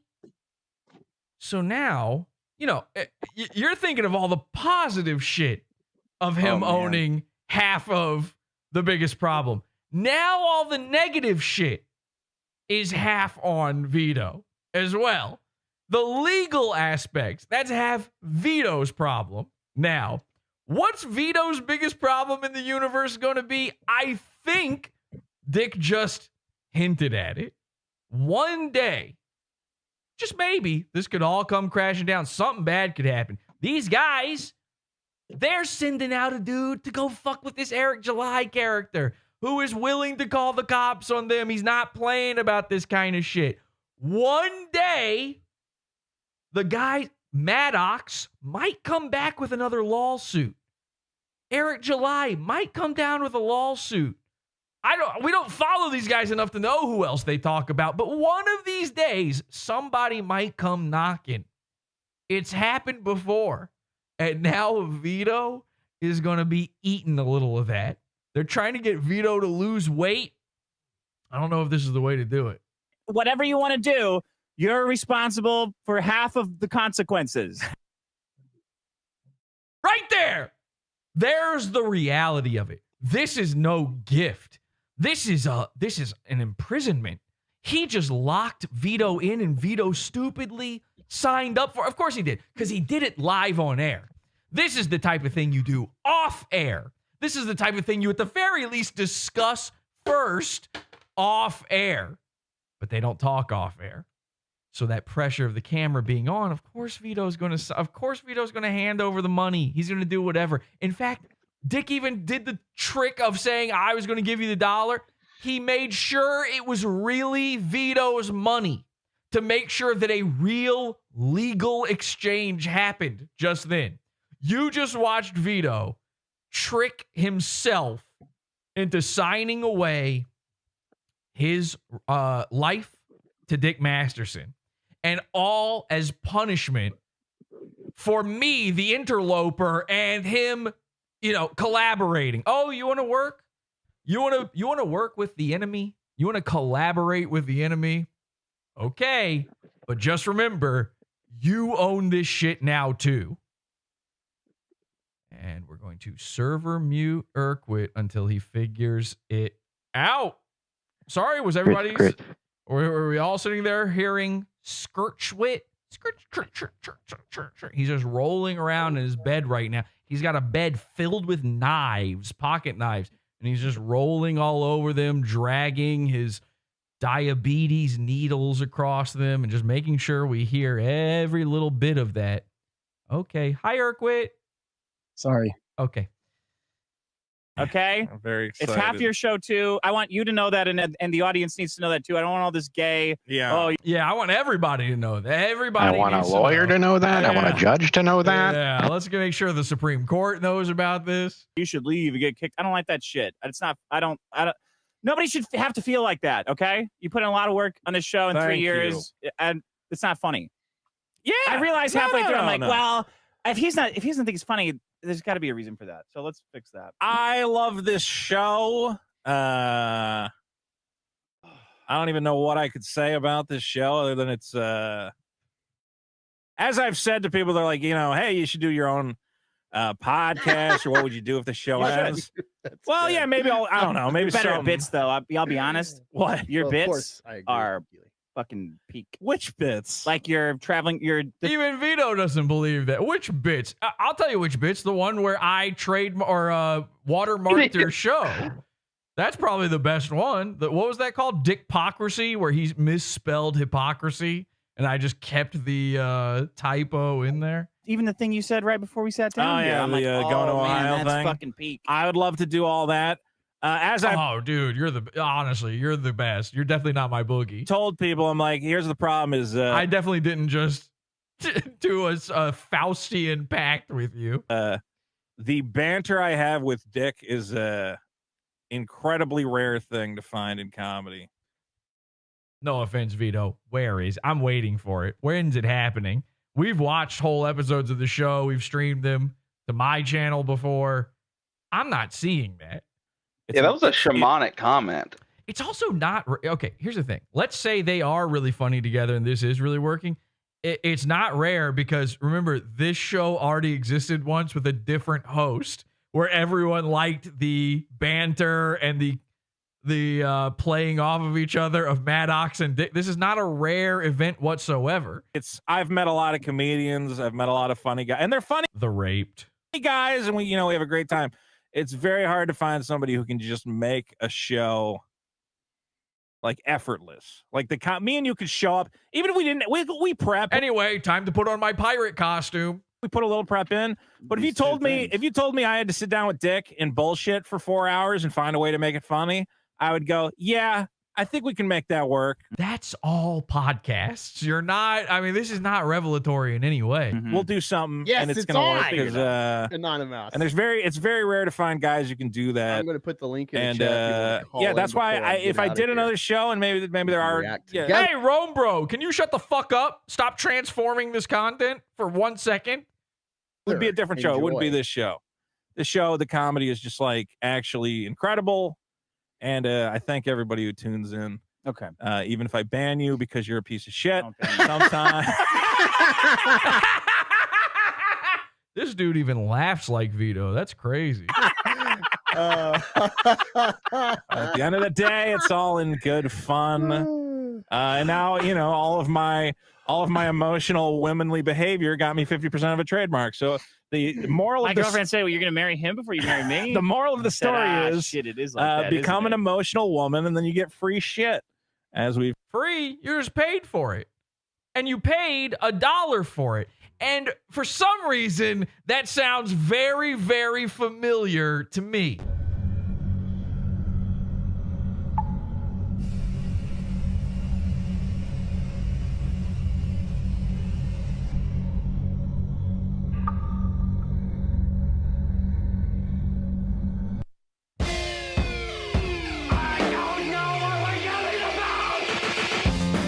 Support the show. Join the Pizza Fund. Podawful.pizza. Pizza.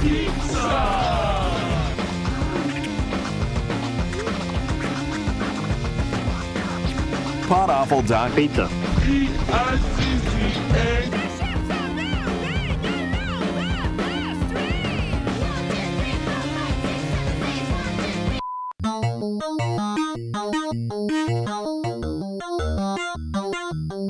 Is this a cult if I ever heard one? Yes, it is.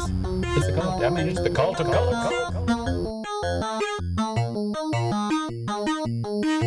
All right, join the Pizza Fund and get access to our pod after shows, our bonus shows, our primo shows every Wednesday in the Pizza Fund. Podawful.pizza. Support the show and keep it going. All right, so speaking of the show, here's the show. This is looking a little recursive, sort of the past as a kind of a recursive event. I'm reminded of the last episode that I did about this, the Rift Grift episode, because there was a bit in there where, honestly, this is something I talked about for years, sort of behind the scenes. I've probably made little mentions of it here and there. In fact, I want to say we did an episode kind of about Maddox years ago. I think it's called like Mad Docs or something. I think this is when Dick got doxxed on Maddox's Facebook profile, and I exposed the whole thing about trying to steal back the iTunes feed from Dick. It was this very big episode, very incredible stuff. I think I might have even talked about it back then. That would have been like 4 years ago now, if I'm not mistaken. But the bit was that I planned to start a second biggest problem. I'm just going to show you this bit, and then you be the judge. Is Dick Masterson watching Podawful? Do these guys, are they just fans of this show at this point? What is going on here? You tell me. Let's take a look. This is something everybody gets wrong. Now, I've seen Dick show fans, they love getting this wrong because they think this was like some giant win for Dick. So Dick and Maddox had this fight over the trademark of the biggest problem in the universe. And Dick, I guess, won it because Maddox is dumb and his lawyer sucks. There's absolutely no reason Dick Masterson should solely own the biggest problem. He probably shouldn't own it, the trademark to it at all, for any like logical, legal reason. It makes no sense. That's not the point. Because the biggest problem in the universe isn't just a trademark, it's an intellectual property. There's content, there's episodes, and Dick and Maddox own the IP to it 50-50. That's an unbreakable thing. Unless, of course, one of them were to sell half of that. So I told Vito, I could probably get Maddox to sell me his half of the IP, and then you and I could legally do a biggest problem in the universe. Now, we'd have to tweak the name a little. The trademark is in dispute here, but Maddox owns the biggest problem in the universe.com, which means if I bought it from him, I would, of course, be hard to fight that one, and I'm not as stupid as Maddox. I wouldn't lose. So I'm trying to pitch Vito on the idea of simultaneously hosting the biggest problem in the universe with Dick Masterson while also hosting, and by the way, this is an official announcement. I've never said this before, but I'm declaring it now. So this is officially, I own this trademark. This is my intellectual property. This is, you're hearing it here first. This is on the record, okay? Our podcast would, of course, be called, and by the way, I'm in talks with Maddox. We're working out a deal. Our podcast would be called The Original Biggest Problem in the Universe. Hard to beat. Hard to beat. And that would be true because I would be owning Maddox's half and Maddox actually invented it. So pretty smart, pretty good. All right. So that's why we're really going after this whole podcast co-host thing. I don't think. Now, you heard me say there that this is the first time you're going to hear me say this. Now, what I meant was publicly, because I had said all this stuff before. And then I got freaked out before the show began because I know for a fact I said it was for $1, which is where this whole thing comes from. I'm telling everybody, oh, am I crazy? I mean, you guys all knew it was for $1, right? Like everybody who's in here right now, all the henchmen. You guys knew? Okay. Oh, yeah. But it's not in the episode. Me saying it's for $1 not in the episode. So now I'm looking like an idiot. I'm panicking before the show began because I'm like, holy shit. I find the clip. I go, oh my God, I don't mention the $1 at all. I guess I was wrong. I guess Dick didn't copy me on that one. He couldn't have known about the $1 bit. And then I go, wait a second. I said it directly to Vito on the Podawful show. So ladies and gentlemen, this is a little special thing here. This is Pizza Fund only content that I'm leaking for the first time. This is something that Dick would kill to see the full video of. What you're about to see is something that scares Dick Masterson. This is Vito on the Podawful show from weeks ago when we talk about Riley and the cow delivery and all that kind of stuff. When I originally pitched to Vito this entire idea, Vito, who knows about all of this, Vito, who supposedly doesn't work all this stuff out with Dick ahead of time, Vito, who Dick, according to a lot of people out there theorizing that Dick probably had a talking to with Vito about his fraternizing with Podawful, could it have been mentioned by Vito what you're about to see here? Take a look at this. I am attempting to... Now, I know that Dick owns the full trademark to Biggest Problem now. So people are confused about this because I said something about this and they don't understand what I'm saying. I'm not trying to buy the trademark to Biggest Problem, but I am trying to buy Maddox's half of the rights to it, which are different. His half, he does own 50% of the rights to Biggest Problem, the IP, the copyright on the original shows, the concept of it. If I successfully purchase his half of the rights and I start a show called the original biggest problem in the universe, would you? Now remember, this is weeks ago. This isn't last week. This is weeks and weeks. I mean, when was this episode? Actually, let me look that up real quick. Because this is important. Like, this is a thing where, like I said, this all started with the cow delivery. Well, here's the cow delivery episode. This is July 17th. Okay, July 17th. We're talking directly to Vito. By the way, this entire Pod After show, if you want to see the full thing, is over 2 hours long. We talked to Vito. Vito tells us, he joins us to talk about his like full relationship with Dick Masterson, really gives us a peek behind the curtain. We talk about all the cow rumors. I explained the whole Juju, the cow thing to him. He tells me what he's heard before and what he's going to do when Dick inevitably this is literally in the description of the episode. Look at this. What Vito is going to do when Dick inevitably kicks him to the curb. I might have accidentally invented the Rift Grift. We talk about the paranormal stuff and Comicsgate.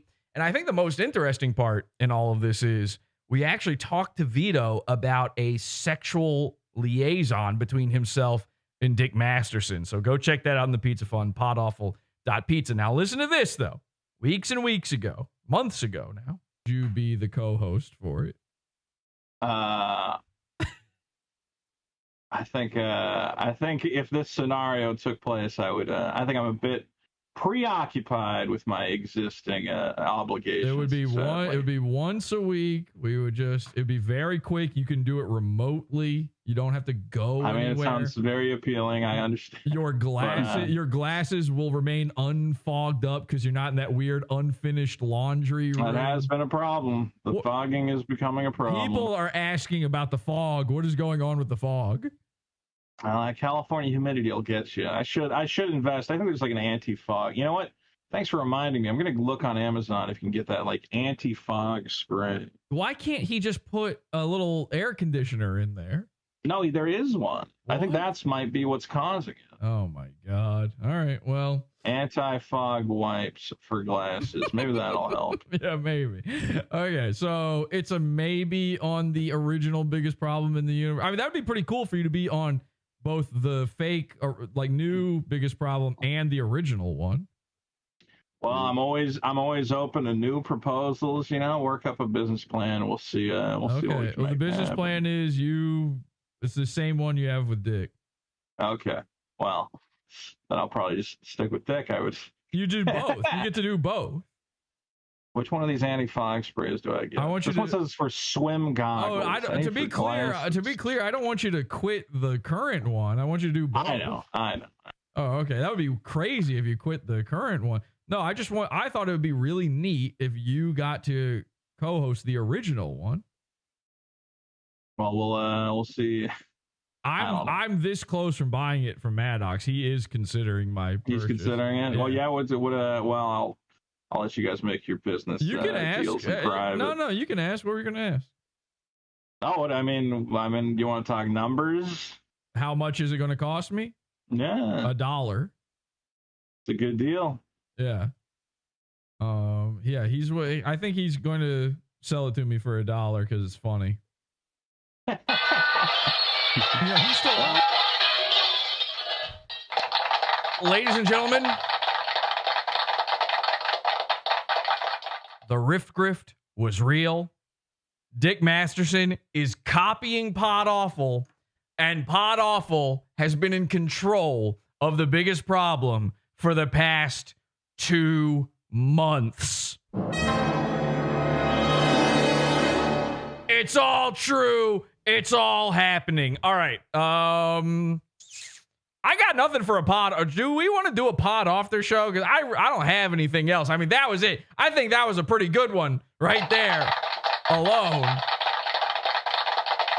But we could go into a pod off their show if you guys want. I mean, if somebody has something we should take a look at, then we could do that, I suppose. But there you go. And Vito fucking showed up for the episode that exposes everything. Vito is on it. This episode is an insane episode. I see Keno Shea has clipped and tweeted this out. We need to get that thing going. We need to, you guys clip this episode, this whole episode. You got some dick leaks in there. There's a lot of good stuff in here. Clip this one, share this episode around because this is exclusive shit. And this is the kind of stuff that every time I get kicked off of YouTube, this gets lost in the ether of the internet. This is the forgotten reality of what really happened. One day, people will be remembering, oh man, remember when Vito got half ownership because Dick was going to kick him off the show and we all believed in it and we all fell for it. And then all of this shit, all of the reveal, it'll all be forgotten like dust in the wind. So re-upload, keep the clips coming, keep re-uploading. YouTube hates it. Where are we at? Do we want to do a pod after show or should we just hang out in Discord afterward? I'm going to leave it up to you guys. Pod after show. Let's go. Stribs is the only person saying pod after show. That sounds like not that. All right, come join us in Discord after the show. Podawful.com/cult. No pod after show, but go check out that one with Vito. And there's lots more in the Pizza Fund. All our archives, all of our banned episodes from YouTube are over at podawful.pizza. Until next time, thank you, everybody, and have an awful day.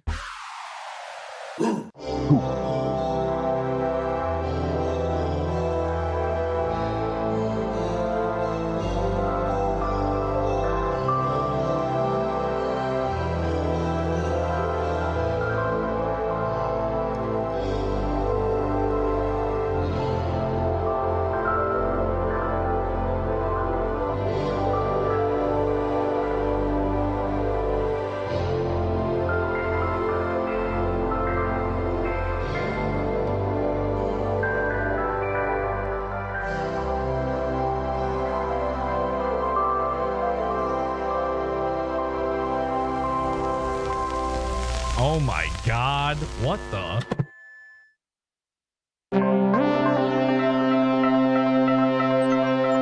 Somebody in chat says, maybe you can look at the recent Blow Blacks drama. What, is that an OnlyFans girl? I don't know. Didn't Lossless have something? I don't know. They say, I don't know. He did spurg out. I don't know what that is. Are you insane? Isn't that a Salvo guy? Oh, you know what we can do? Join us. Salvo. Join us in Discord. And I think Salvo is probably live. We'll go fuck with him. Yeah, he's on Kick. He's live on. Go to. Oh, you know what? I'm live on Kick, right? Am I live on Kick right now? Hang on a second. Let's see. Hang on a second. We'll do this. Hang on a second. Ooh, man, it's creepy. Me behind me like that. Let's get rid of that. And then let's go to my creator dashboard. Sorry, Kick people. I cannot be bothered to look at this scuffed audio. I hope not. Was there scuffed? What does scuffed audio even mean? Was the audio bad the whole episode and I'm just now finding out by tuning into Kick? That's no good. All right, let's. No. We're going to host a channel. Oh, wait, he's not live. It doesn't look like. Maybe he's not live. Salvo live? I don't see it. I don't see it. Hang on a second. Let me look into this. Maybe he doesn't go live just yet. We're gonna look into this. Salvo pancakes.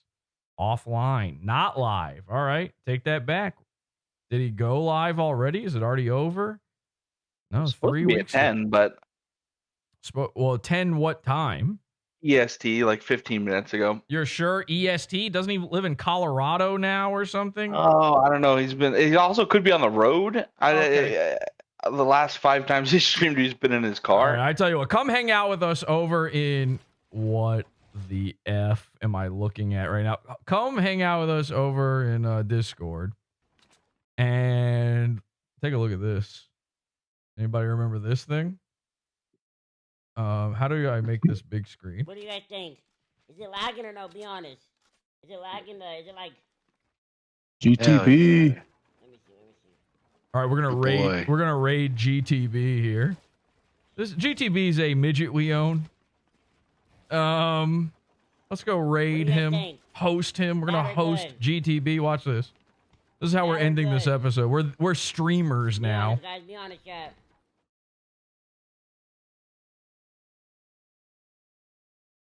All right, let's see if that does anything. I don't know how this works or even what that means. That little guy is so excited. Yo, thank you for the follow, Podawful. Hell yeah. Yo, WWW. Yeah. WWW. Yeah. Thank you for the follow, my boy. Thank you for the host. Wow. Thank you for the host.